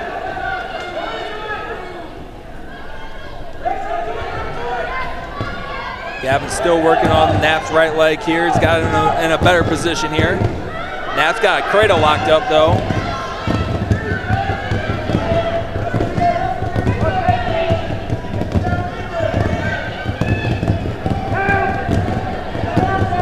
Gavin's in a tough position now. He's got a quarter Nelson. Let's go with it. Stalemate. Bring him back up, stand him up here, 16 seconds. The first period as Bell has it down. Actually, they will be in that up spot. No, there was no escape given there, so Knapp was still in control. Gavin should be down still. Okay, so they will correct that. They're 126 pounds. Last match of the night. Gavin gets to a squad position, good. Hits a little side roll.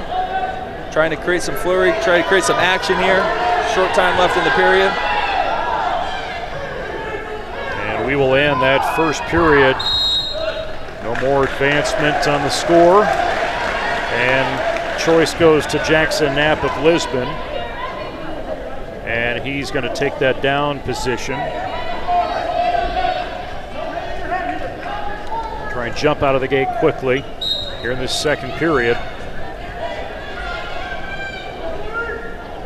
Again, Gavin Bell, another freshman in this lineup, and he's going to get caught up on his backside. Yeah, takedown. Actually, a two-point near fall. Two-point reversal, looking for some near fall, looking to end with the fall here. Gavin just got out of position a little bit.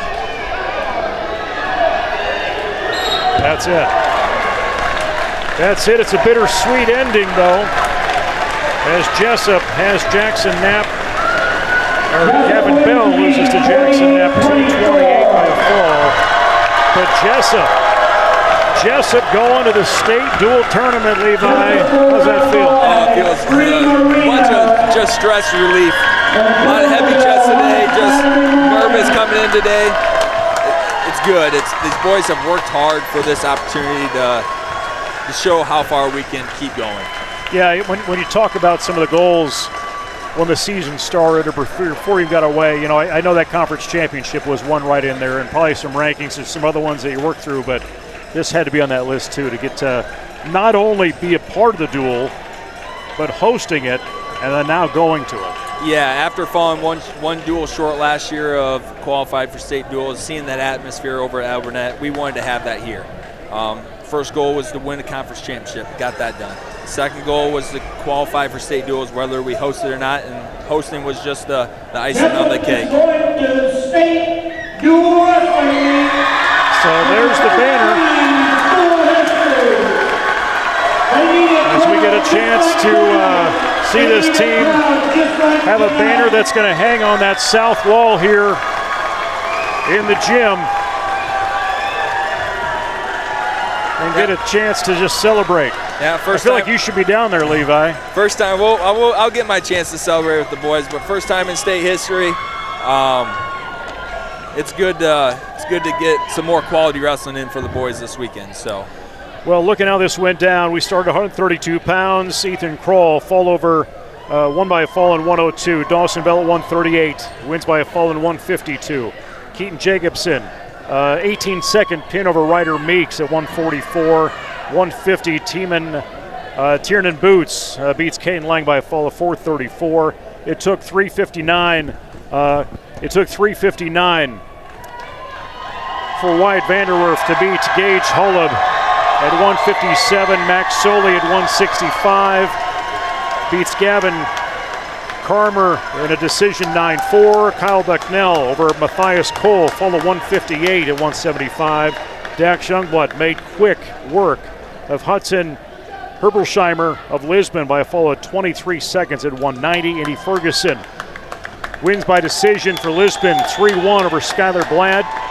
Jonah Riling of Lisbon, he wins by forfeit at heavyweight, and then it was Aiden Bergman winning 4-0 at 106. Gavin Hove beats Max DeVore 5-4 at 113. 120, Cooper Hines wins by forfeit, and Jackson Knapp gets his win at 126 for Lisbon, beating Gavin Bell by a fall of 2 minutes and 28 seconds. So you get a chance to see the celebration happening down below, and quite a crowd on hand tonight as Lisbon makes their way up and wins that first dual meet to advance to the second one tonight. We'll say the premier duel as they beat North Butler-Clarksville by a team score of 60-18.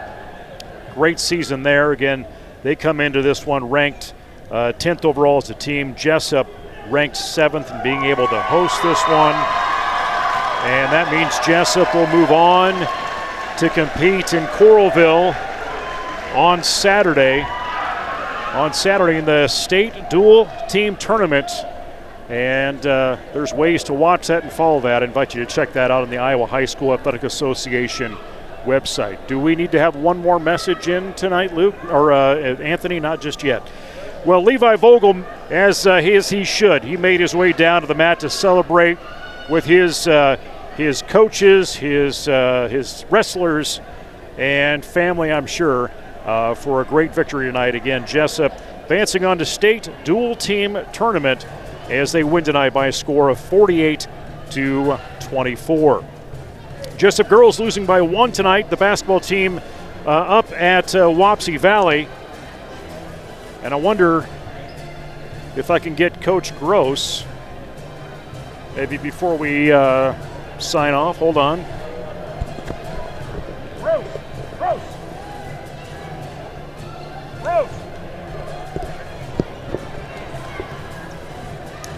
I'll track him offline. We'll throw that on Facebook here later on tonight. I'll track him down. We'll do a separate interview heading into the state duels coming up next week. For Levi Vogel and on-site producer Anthony Baugh and camera operator Eric Clark, I'm Nate Clayburgh from the upper patio, Jesup South Gym. Jesup wins the dual team tournament, the regional tournament, go on to state again in Coralville this weekend. You can watch this again on replay, as well as other athletic events on our YouTube page, as well as on our Facebook page. And a special thank you to Sean Westfall's family, Zach Knutson, Innovative Wealth, and Dusty Bain of Inspired Living for making this broadcast possible tonight. This is the Jayhawk Sports Network from Heartland Technology. Music courtesy of bensound.com. Go Jayhawks, and good night.